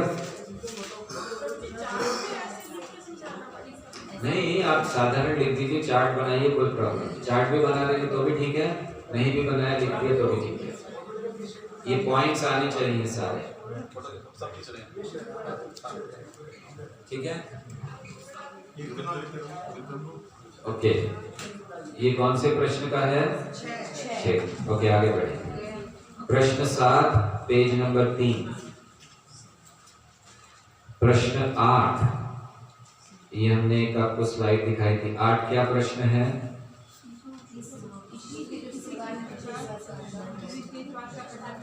हाँ, तो ईश स्तुति इस बात का खंडन करती है। वैसे यहाँ जो है ये विस्तार में है, ये जो नीचे लिखे गए, ईश स्तुति निम्नलिखित वाक्यों को परास्त करती है, ये 4 चीजें हैं, ये आपको देने हैं, ठीक है। ये उत्तर है उसका। भगवान का रूप नहीं है, भगवान की शक्तियां नहीं है, जीव भगवान है और भौतिक जगत मिथ्या है। Okay, thank you. Okay, so 8वां नंबर हो गया, सॉरी। हाँ, 9 में क्या है? मंत्र 1 में दिए गए सिद्धांत को स्पष्ट कीजिए। ये हमने आपको स्लाइड से दिखाया था। नहीं, मंत्र 1 क्या सिद्धांत है? ईशावास्यमिदं सर्वं यत्किंच्याम जगत्याम जगत, ये है वो, ये सिद्धांत है ईशावास्य सिद्धांत, ठीक है। अभी जल्दी जल्दी जा रहे, समझा नहीं रहे तो सब समझा चुके हैं आपको। पूरी प्रभु जी ये क्या है, वो क्या है। ये सिद्धांत है जो समझाया था कि भगवान का, जीव का और हमारे लिए जो चेतावनी है, ठीक है, ओके। नेक्स्ट प्रश्न नंबर 10 पेज नंबर 11, प्रश्न नंबर 11 पेज नंबर 10। इसमें ऐसे ही प्रश्न है, इसीलिए आपको समझा रहे हैं, ऐसा नहीं कि आगे चलते जाएंगे।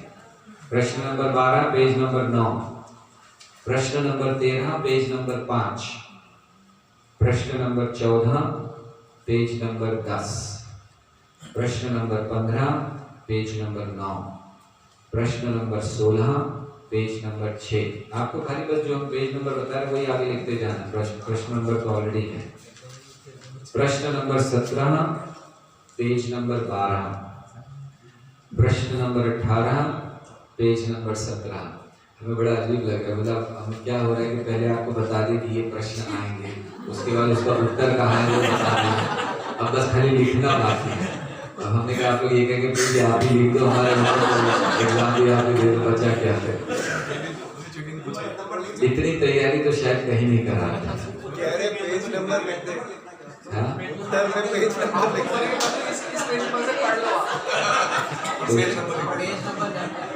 हाँ, एग्जाम में पेज नंबर मत लिखिएगा। पेज नंबर है, आप अपने आप पढ़ लीजिए, तो फिर हम भी नंबर ऐसे ही देंगे कि आप अपने आप समझ लीजिए, मतलब 0 है उसके आगे आप अपने आप समझ लीजिए। ओके, प्रश्न नंबर 17 पेज नंबर 12, प्रश्न 18 पेज नंबर 17, प्रश्न नंबर 19 पेज नंबर 19, प्रश्न नंबर 20 पेज नंबर 15, प्रश्न नंबर 21 पेज नंबर 18, प्रश्न नंबर 22 पेज नंबर 19 और प्रश्न नंबर 23 आगे।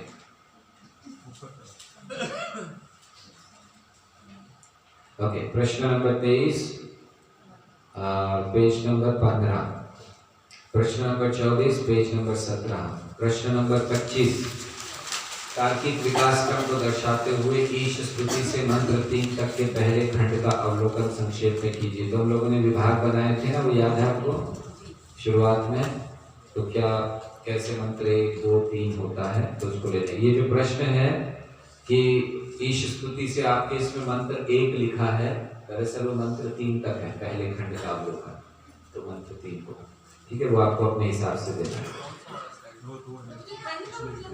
विभाग, पहला विभाग, दूसरा विभाग, खंड खंड करना, टुकड़े टुकड़े करना। हाँ जी, हमें पहले कहा था कि आप लोग बार बार मत पूछिएगा, नहीं उसमें स्लाइड नहीं है, वो आपको हमने पहले बताया था विभाग कौन कौन से, वो वाली स्लाइड नहीं है। प्रश्न 26 पेज नंबर 23, प्रश्न 27 पेज नंबर 24, प्रश्न 28, भगवान चलते हैं नहीं चलते हैं, ये कौन सी स्लाइड हमने दिखाई थी आपको, तदे जति तन्ने जति तदूरे तदंतिके की कौन सी स्लाइड थी, याद है किसी को? क्या था उसमें? ये तो ये आपको दिखाना, ठीक है, वो तो बना लेना, दिखाएंगे मतलब समझाना है आपको कैसे क्या है। ये तो चित्र याद रखेंगे तो समझा सकते हैं ना, दिखाएंगे अगर को फोटो खींच के लगा देनी है उसके साथ, ठीक है। ये समझ में है ना आपको सब क्या क्या है, तदे जति तन्ने जति तदूरे तदंतिके तदंतरस्य सर्वस्य तम सर्वस्य बाह्यतः। ओके, आप लोग बुद्धिमान हैं सब। प्रश्न नंबर 29 पेज नंबर 26, प्रश्न नंबर 30 पेज नंबर 24, प्रश्न नंबर 31 पेज नंबर कहाँ गया इसका,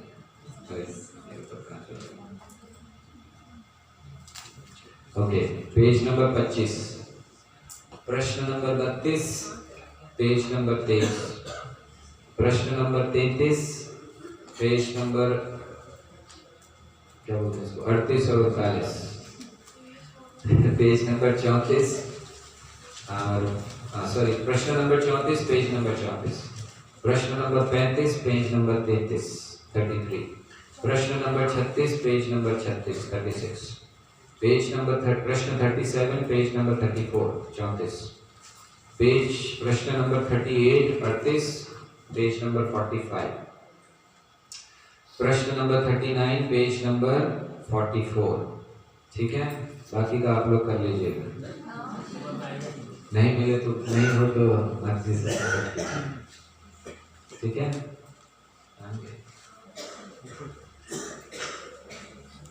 और बताएं कि हो गया। प्रश्न नंबर 40। हाँ, प्रश्न नंबर 40 पेज नंबर 42। प्रश्न 41 पेज नंबर 43 43। प्रश्न 42 मंत्र 4 से मंत्र 8 के दूसरे खंड का, वो आपको स्लाइड में यह बताया था विवाह कैसे कैसे है, आपको अपने हिसाब से लिखना है। प्रश्न 43 वास्तविक प्रश्न पेज नंबर 50। प्रश्न 44 पेज नंबर 55 से 57 तक। प्रश्न 45 पेज नंबर 51। प्रश्न 46 पेज नंबर 51। प्रश्न 47 पेज नंबर 50।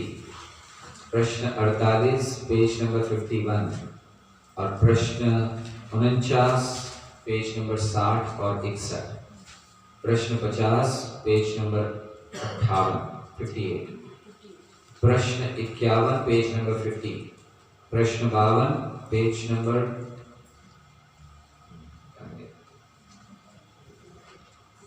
प्रश्न 52 पेज नंबर 53 53। प्रश्न 53 पेज नंबर 50 50। प्रश्न 54 पेज नंबर 59 59। प्रश्न नंबर 55 पेज नंबर 70। प्रश्न 56 पेज नंबर 65। प्रश्न 57 पेज नंबर 66 66। लिखा है इंग्लिश में, कैन सी इट हियर। हमें भी एक्चुअली तकलीफ होती है हिंदी बोलने को, सो हम इतनी मेहनत करके बोल रहे हैं हिंदी, आप बोल रहे हैं इंग्लिश बोल। प्रश्न 58 पेज नंबर 67 नहीं 67। पेज नंबर प्रश्न 59 पेज नंबर 68 68। प्रश्न 60 पेज नंबर 76 76। अब हो गए और बाकी हैं कुछ, तो आप लोग भी कर लो। अच्छा, ये हर एक से आशा मत कीजिएगा कि हर एक टीचर आपको ऐसे सिखाएगा। तो आप बोला जी वो बताइए, बोले अरे ये क्या है, तो किसी को बोलिएगा कि मत कैसे मैंने बताया था, अगली बार से आने नहीं देगा।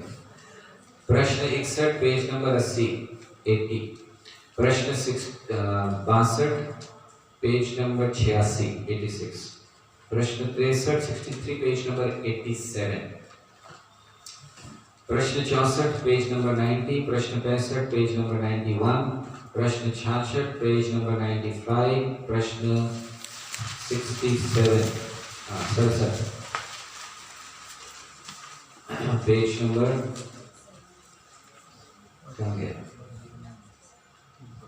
वो आपको अपने आप लिखना है। पेज प्रश्न 68 68 ये एक्चुअली 12वें मंत्र का प्रश्न है जो 15 में आ गया है, इसीलिए पेज नंबर 75 पर है पीछे वापस। ठीक है, 75 ये 12वें मंत्र का। प्रश्न नंबर 69 पेज नंबर 100 प्रश्न 70 पेज नंबर 103 103। प्रश्न 71 पेज नंबर 108 बहुत अच्छा पेज। प्रश्न 72 पेज नंबर 109।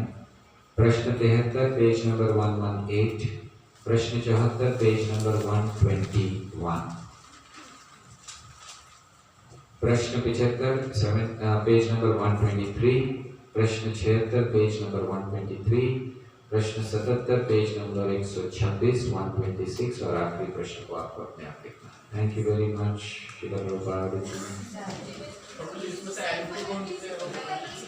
सॉरी,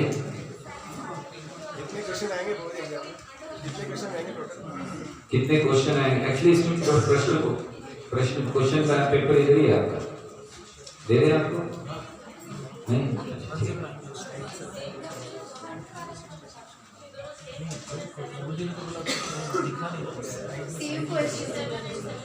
श्लोकों का नंबर चेंज कीजिए उसमें। 8 से 9 से 14 है ना, लास्ट वाले में 15 से 18 लिखिए, आखिरी वाले। प्रश्न 42 में आपने स्लाइड बोला, कौन सा स्लाइड नहीं बताया? हमने सारी चीजें बताई। क्या प्रश्न है?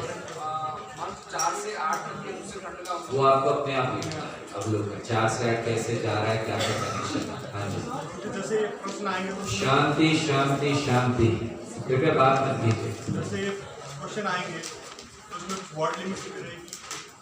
अच्छा हाँ, अभी आपको ये बता दें, इसीलिए कह रहे थोड़ा आप शांति रखेंगे तो क्या क्या बताना है बता पाएंगे, नहीं तो हम सब भूल रहे हैं। जब आपको प्रश्न आएगा, वैसे यहाँ पे प्रश्न पेपर रेडी है, अगर आप कहें तो थोड़े से दिखा दें, यहाँ पे झलक आपको दिखा दें। अब इतना तो मत कीजिए, वो भी दिखा ये दिखा कि नहीं ड्रॉइंग हम खुद कर देंगे। तो आपके जब प्रश्न होगा और उसके सामने आप मार्क्स देखिएगा कितने हैं। अगर आपको कहा गया कि ईशोपनिषद का वैदिक वृक्ष पे क्या स्थान है, आप मार्क्स देखिए, क्या दिया गया 2 मार्क्स, तो क्या लिखेंगे आप? 2 लाइनें। यजुर्वेद का, शुक्ल यजुर्वेद का भाग है और क्यों हमारे लिए महत्वपूर्ण है, 1-2 लाइन में लिख देना। तो जो हमने पेज नंबर 6 आपको दिया उसको लिखा, ठीक है।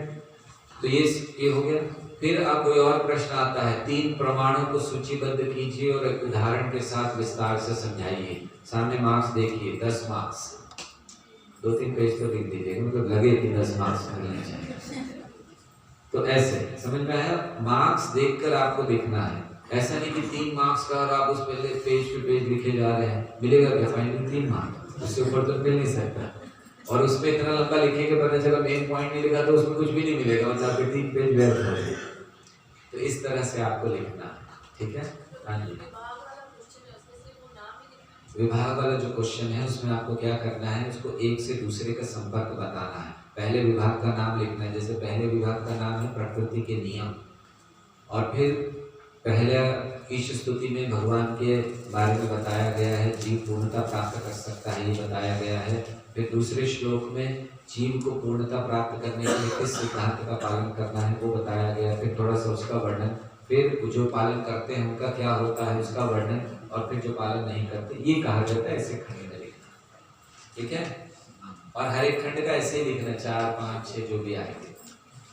यस, ऑप्शन भी आएगा, जैसे 15 क्वेश्चन में तो 10 करने हैं। हाँ, हमने आपको ऑप्शन पहले ही दे दिया, 78 क्वेश्चन दिए, उसमें से 15 आने वाले हैं, अब और क्या चाहिए? एग्जाम में क्या करते हैं? बिल्कुल, नो ऑप्शंस, जो प्रश्न दिए जाएंगे उसका उत्तर लिखना है।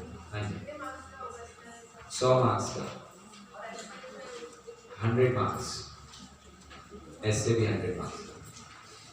और कोई प्रश्न वो बताते हैं आपको। पहले क्लोज बुक के लिए किसी को कोई कुछ और पूछना है कि आगे बढ़े?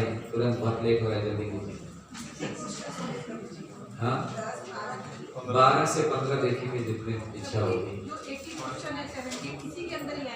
जो 78 क्वेश्चन है सारे इसी में से आएंगे, लेकिन 1-2 जो आपने 12 यूनिट किए थे, 23 प्रश्न थे, उनमें से भी 1-2 आ सकते हैं। तो वो तो आपकी ऑलरेडी तैयारी हो गई है, वो आप लोग हाँ उसको भी दिखा देते हैं। हम सोच रहे थे समय होता तो उसके जो सही उत्तर है वो आपको यहाँ दिखा देते, फिर आप अपने आप उसमें से लिख सकते थे, लेकिन अभी उतना समय नहीं। आप लोगों ने जो लिखे हैं प्रायः में थोड़े बहुत देखे, ठीक है। बाकी अब आपको तैयारी, उसमें से 1-2 प्रश्न आएंगे तो समझ लीजिए, अगर नहीं भी लिखे आपने तो कोई बात नहीं, 80 मार्क्स फिर भी मिल जाएंगे, लेकिन प्रयास कीजिए उनको पढ़ने का। हम बाद में आपको राजा चंद्र प्रभु को हम एक स्टैंडर्ड आंसर्स भेज देंगे आप उसके, कि क्या उसमें आशा है, तो आपको फिर वो कभी एक दिन और ऐसे बिठा कर आपको पॉइंट्स बता दें एग्जाम के टाइम, ठीक है। आगे बताइए। ऐसे की तैयारी, ओके, ठीक है। तो अभी ये आपका क्लोज बुक हो गया। क्लोज बुक में तो केवल 20% मार्क्स मिलने वाले हैं। अगर आपको 100 में से 80 आए तो आपको 16 ही मार्क्स मिलने वाले हैं उसके। और बड़ा जो एग्जाम है वो है ओपन बुक, उसमें 60 to 65% उसमें से लिया जाएगा। मतलब अगर आपको उसमें से 100 में से 80 आए तो उसमें से 50 मार्क्स आपको उसमें मिल जाएंगे, वो 50, फिर इसके 20 मार्क्स 70, और फिर श्लोकों के 10 मार्क्स 80, और आपकी अटेंडेंस और आपने कैसा यहाँ पर सहयोग किया उसके 5 मार्क्स, 85% आपको पूरे मिल गए। थैंक यू, आप सब पास हो गए।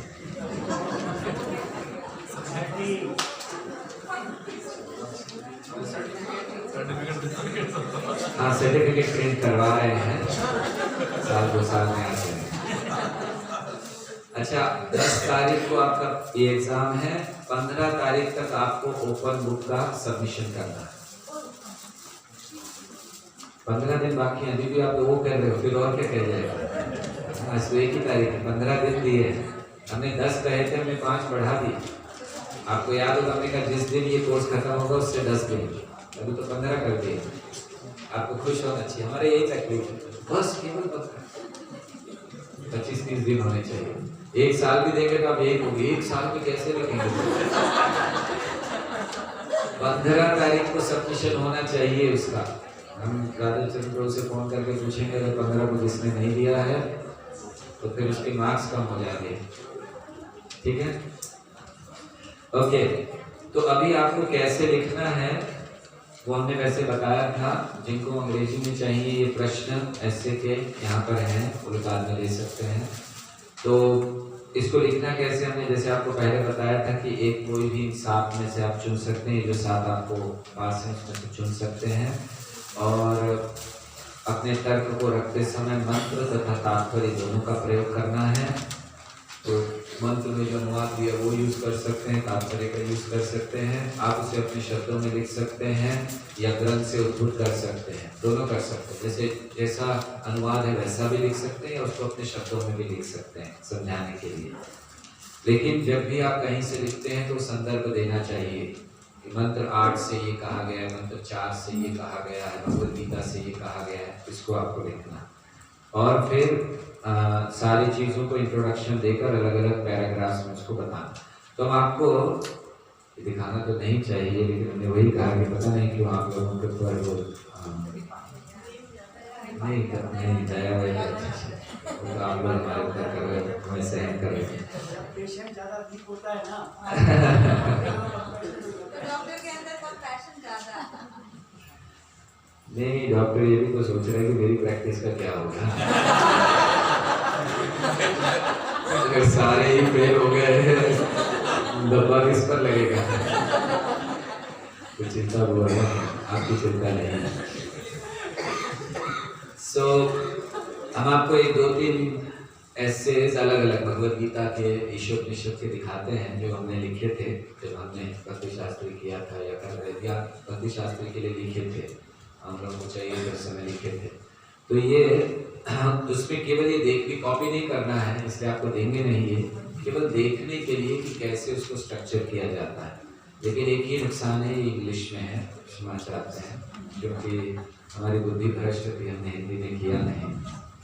तो आपको पहले भगवद गीता का एक दिखाते हैं।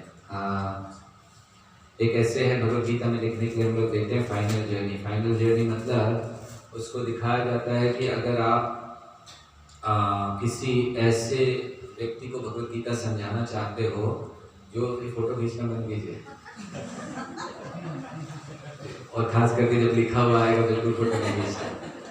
तो किसी ऐसे व्यक्ति को जो हॉस्पिस में है, मतलब मरने वाले हैं, अब उनको भगवद गीता के आधार पर मृत्यु के बारे में बताना है। तो ये विषय था, तो हमने इसको टाइटल दिया फाइनल जर्नी। भगवद गीता में आपने लिखा होगा, जिन्होंने पहले किया है, ये प्रश्न आया था भगवद गीता की। तो फाइनल जर्नी, तो इसको कैसे प्रेजेंट किया था ये यहाँ पर आप लोग देख लीजिए, आपको केवल दिखा रहे हैं। ये पहला है, वृंदावन में किया गया, ये हमने अक्टूबर में 2013 के लिए लिखा था। ओके, यहाँ से है, ये हमारा इंट्रोडक्शन है, ये जो आप देख रहे हैं फेमस कोट।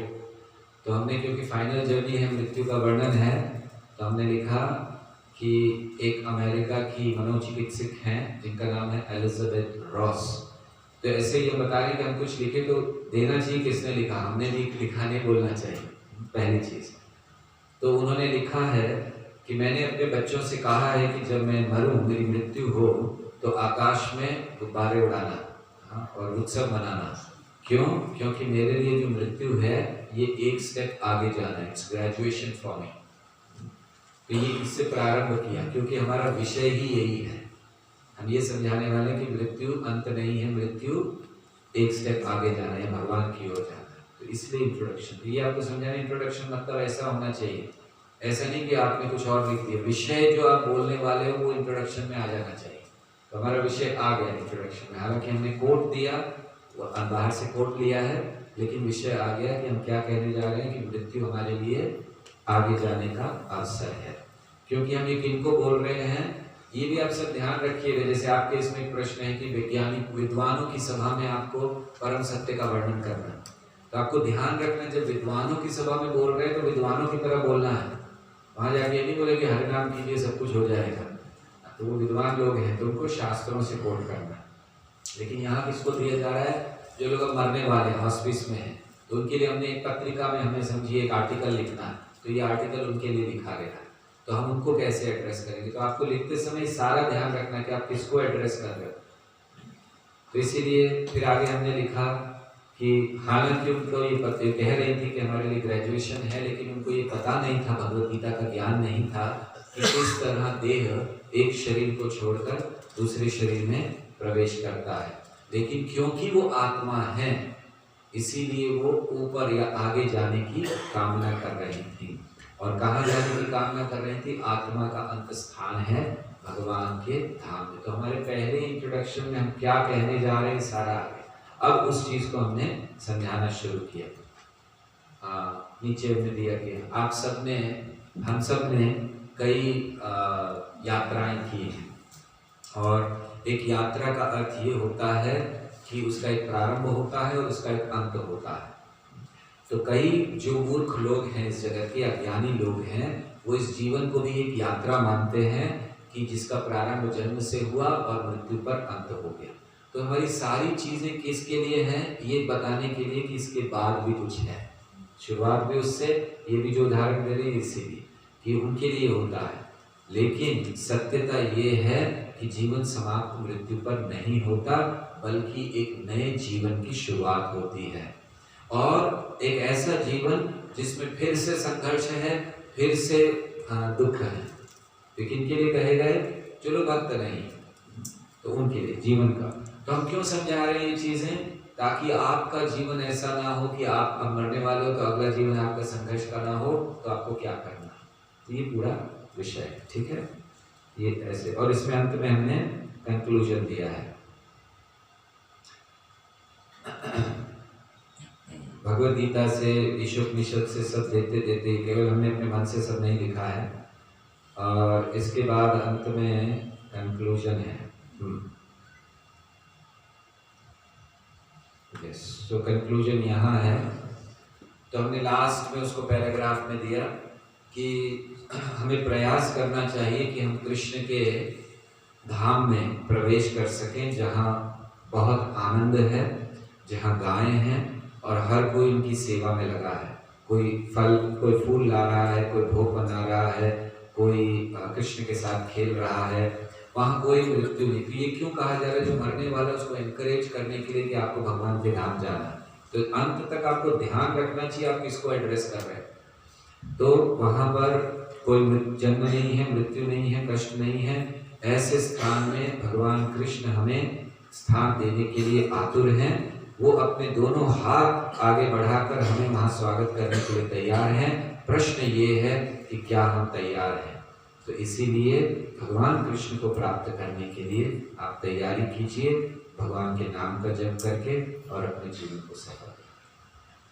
तो ये उन लोगों के लिए था जिनको भक्ति का ज्ञान नहीं है, नए लोगों के, इसलिए सार ये दिया है कि उनको करना है, ठीक है। शब्दों का भी ध्यान रखना है। ऐसे नहीं हम लिखते जाए यहाँ से वहाँ से वहाँ से, पता चला 10,000 शब्द हो गए, जब तो कट कर ही नहीं सकते। अब आप भी उसको कर लीजिए जो करना है। इतने ही शब्द होने चाहिए। एक भी क्यों कहा जाता है? ये आपको अभ्यास कराया जा रहा है। आगे कभी आपको लिखना पड़ा कहीं पर कोई आर्टिकल, उन्होंने कहा 300 शब्दों में लिखिए, आप 3000 भेजेंगे, वो फेंक देंगे उसको। तो ये भी आपको पता होना चाहिए, ठीक है। तो ये एक भगवद गीता का ऐसे था। दूसरा एक भगवद गीता का ऐसे आपको बताते हैं। भगवद गीता के 5 विषयों पर ऐसे लिखना होता है, 5 सब्जेक्ट मैटर। तो उस पर लिखा था 5 सब्जेक्ट मैटर। तो उसका इंट्रोडक्शन दिया गया है कि कोई भी स्क्रिप्चर होता है उसमें कोई विषय दिया, किसी विषय पर या किसी पॉइंट पर उसको चर्चा की जाती है। तो भगवत गीता क्या है, तो फिर उसके विषय दिए गए, इंट्रोडक्शन दिए गए, और फिर उनमें से एक एक विषय को समझाया। यहाँ पर ईश्वर परम सत्य है, कैसे वो परम सत्य हैं भगवत गीता के अनुसार, फिर कैसे उन्हें प्राप्त करना चाहिए, फिर जीव का वर्णन किया, फिर जीव के क्या लक्षण हैं, फिर प्रकृति के बाद प्रकृति कैसे है, ये उदाहरण आपको याद है ना? ओके। और फिर कैसे प्रकृति के 3 गुण हैं, उनके क्या क्या लक्षण हैं। देखिए सारा आपको मेहनत करना पड़ेगा, ऐसे मत सोचिए कि इधर उधर से लेंगे हो जाएगा। फिर काल और समय को विभाजित कैसे किया जाता है, और फिर कर्म का वर्णन किया गया, और फिर अकर्म। तो कंक्लूजन से था कि भगवद गीता के जो 4 विषय हैं वो शाश्वत हैं। All the 4 subjects of Bhagavad Gita ये जो हैं, ये बाकी जो भगवान हैं ईश्वर उनके अधीन हैं। तो अंत अकर्म से किया गया कि हमें भक्ति करने की प्रेरणा देते, ठीक है। और एक ईशोपनिषद का है, इसको बिल्कुल कॉपी मत कीजिएगा। ये है कि परम सत्य का वैदिक दृष्टिकोण। तो ये आपका छठा प्रश्न है ना, शायद आपके इसमें छठा है साहब? हाँ, छठा है। ईशोपनिषद के अध्ययन पर आधारित एक विद्वान परिषद में परम सत्य के विषय में आप किस प्रकार वैदिक दृष्टिकोण प्रस्तुत करेंगे। तो अब हमें ध्यान रखना है कि हम विद्वान परिषद में बोल रहे हैं, तो हमें शब्द कैसे इस्तेमाल करने हैं और क्या क्या देना है, ये ध्यान रखना चाहिए। तो हमने प्रारंभ उस पर किया कि किस तरह परम सत्य क्या है, और परम सत्य मतलब सब कुछ उसमें आता है, जो हर चीज़ के स्रोत हैं, सारी शक्तियों के स्रोत हैं, ये उनका वर्णन किया गया। फिर कहा गया कि लोग जिनको ज्ञान नहीं है वो भगवान को क्या मानते हैं। कोई उन्हें शक्ति मानता है, कोई उन्हें कहता है कि हम सब भगवान हैं या सब कुछ भगवान है, कोई कहता है प्रेम भगवान है, इत्यादि इत्यादि। तो हमें ये समझने की आवश्यकता है कि ये सारी चीज़ें भगवान के अंग हो सकते हैं, कि भगवान सही है, भगवान ये भी है, जीव भी भगवान का अंश है इत्यादि, लेकिन वो भगवान पूर्ण नहीं है। तो वैदिक ज्ञान हमें ये समझाता है कि कैसे भगवान के परम सत्य के अलग अलग चीज़ों को समझना चाहिए। तो फिर हमने वर्णन किया कि वैदिक साहित्य क्या है, क्योंकि हमने वर्णन किया वैदिक साहित्य समझाता है, तो थोड़ा सा वैदिक साहित्य का, और फिर ईशोपनिषद का उसमें कहाँ स्थान है, तो वैदिक साहित्य का वर्णन करके, और फिर ईशोपनिषद के अनुसार फिर सारे कोटेशन भी, जैसे ओम पूर्णमदः पूर्णमिदं से कि भगवान कैसे पूर्ण हैं, फिर भगवद गीता से, फिर उनकी अलग अलग चीज़ों को, जैसे यहाँ पे आप देखिए हमें लिखा है कि साधारणतः हम ये मानते हैं कि भगवान का शरीर हमारी तरह है जिसमें बहुत कष्ट है इत्यादि, इसीलिए हम सोचते हैं कि भगवान का शरीर हो नहीं सकता, क्योंकि भगवान को कष्ट नहीं हो सकते, तो उनका शरीर नहीं है। ये हम लोग मानते हैं कि हमारे शरीर में कष्ट है, भगवान को कोई कष्ट नहीं, इसलिए भगवान का शरीर नहीं है। तो ये जो भ्रांति है, ये मंत्र 8 में इसको परास्त किया गया है, जहाँ भगवान को अस्नाविरम अकाय कहा गया। तो ऐसे कोट करना है आपको, ऐसे लिखना है, ठीक है। फिर आगे देखिए हमने लिखा है मंत्र 4 में श्री ईशोपनिषद के स्पष्ट बताया गया है कि भगवान एक व्यक्ति हैं। कैसे प्रभुपाद ने कहा ना कि अलग अलग उनके कॉन्ट्राडिक्शंस हैं, तो इस तरह से ऐसे इन चीज़ों को कोट करते करते इसको आपको लिखना है, ठीक है। और कंक्लूजन क्या करना चाहिए कि परम सत्य एक व्यक्ति हैं, जैसे बता गया, हालांकि उनका एक निराकार रूप भी है। तो जो उनके शरीर से निकलने वाली कांति वो ब्रह्म ज्योति कहलाती है, और जैसे सूर्य का उदाहरण दिया गया है। और फिर कौन है वो परम सत्य? भगवान श्री कृष्ण वो परम सत्य है। हमने बीच में जो 13वें मंत्र में प्रभुपाद ने बहुत सारे कोटेशंस दिए हैं गोपाल तापनी से, यहाँ से वहाँ से समझाने के लिए कि कृष्ण पूर्ण पुरुषोत्तम भगवान है, उसको दिया। और हमारा कंक्लूजन ये है कि जैसे प्रभुपाद का कंक्लूजन क्या था, 18वें मंत्र के अंत में हमें भगवान की सेवा में लगना चाहिए। तो वो चीज़ हमने यहाँ लिखी है कि सभी जीवों को, जीव अंश हैं, उन्हें पूर्ण समर्पण, ज्ञान और भक्ति से भगवान की सेवा में लगना चाहिए, जिसके द्वारा वो परम सत्य को जान सके, ठीक है। तो ऐसे आपको ऐसे लिखने हैं। तो भी कंप्यूटर टाइप कर दीजिए। हाँ जी, कंप्यूटर पे टाइप नहीं, हमने टाइप करके लिखा है। आप कंप्यूटर पे टाइप करके दीजिए, कोई प्रॉब्लम। अगर हिंदी कर सकते हैं हिंदी कीजिए, टाइप हो सकती है शायद हिंदी, इंग्लिश। आप हिंदी इंग्लिश किसी में भी देना चाहें दे सकते हैं। तो ये आस्तिक सिद्धांत प्रयुक्ति मतलब कि आस्तिकों की सभा में बता रहे हैं। आस्तिक सिद्धांत प्रयुक्ति मतलब जो थीसिस्ट लोग हैं, मतलब धार्मिक लोग हैं, उन लोगों के लिए हम लोग का और मनोभाव और उद्देश्य Prabhupada. Mood and mission Prabhupada का। आपको कोई शब्द समझ नहीं आ रहा है बता दिए, हम इंग्लिश लेकर आए तो बता रहे। पहले में है मूड एंड मिशन और मोरल एंड एकेडमिक इंटीग्रिटी, नैतिक और शैक्षिक, तो मोरल एंड एकेडमिक। दूसरा है प्रीचिंग एप्लीकेशन और उसमें भी मोरल एंड एकेडमिक है। तीसरा है अथॉरिटी और पर्सनल एप्लीकेशन। पर्सनल एप्लीकेशन मतलब अपने जीवन में कैसे उतार सकते हैं। चौथा पर्सनल एप्लीकेशन, 15वां मूड एंड मिशन, छठा थियोलॉजिकल एप्लीकेशन और 7वां प्रीचिंग एप्लीकेशन। बहुत बहुत धन्यवाद आप सबका। और हमें पता है आज आप लोग बहुत प्रसन्न हैं, लेकिन हमें दुख हो रहा है कि कल से 7:30 बजे आप लोगों के दर्शन नहीं होंगे। तो धन्यवाद, बहुत अच्छा लगा आपके साथ।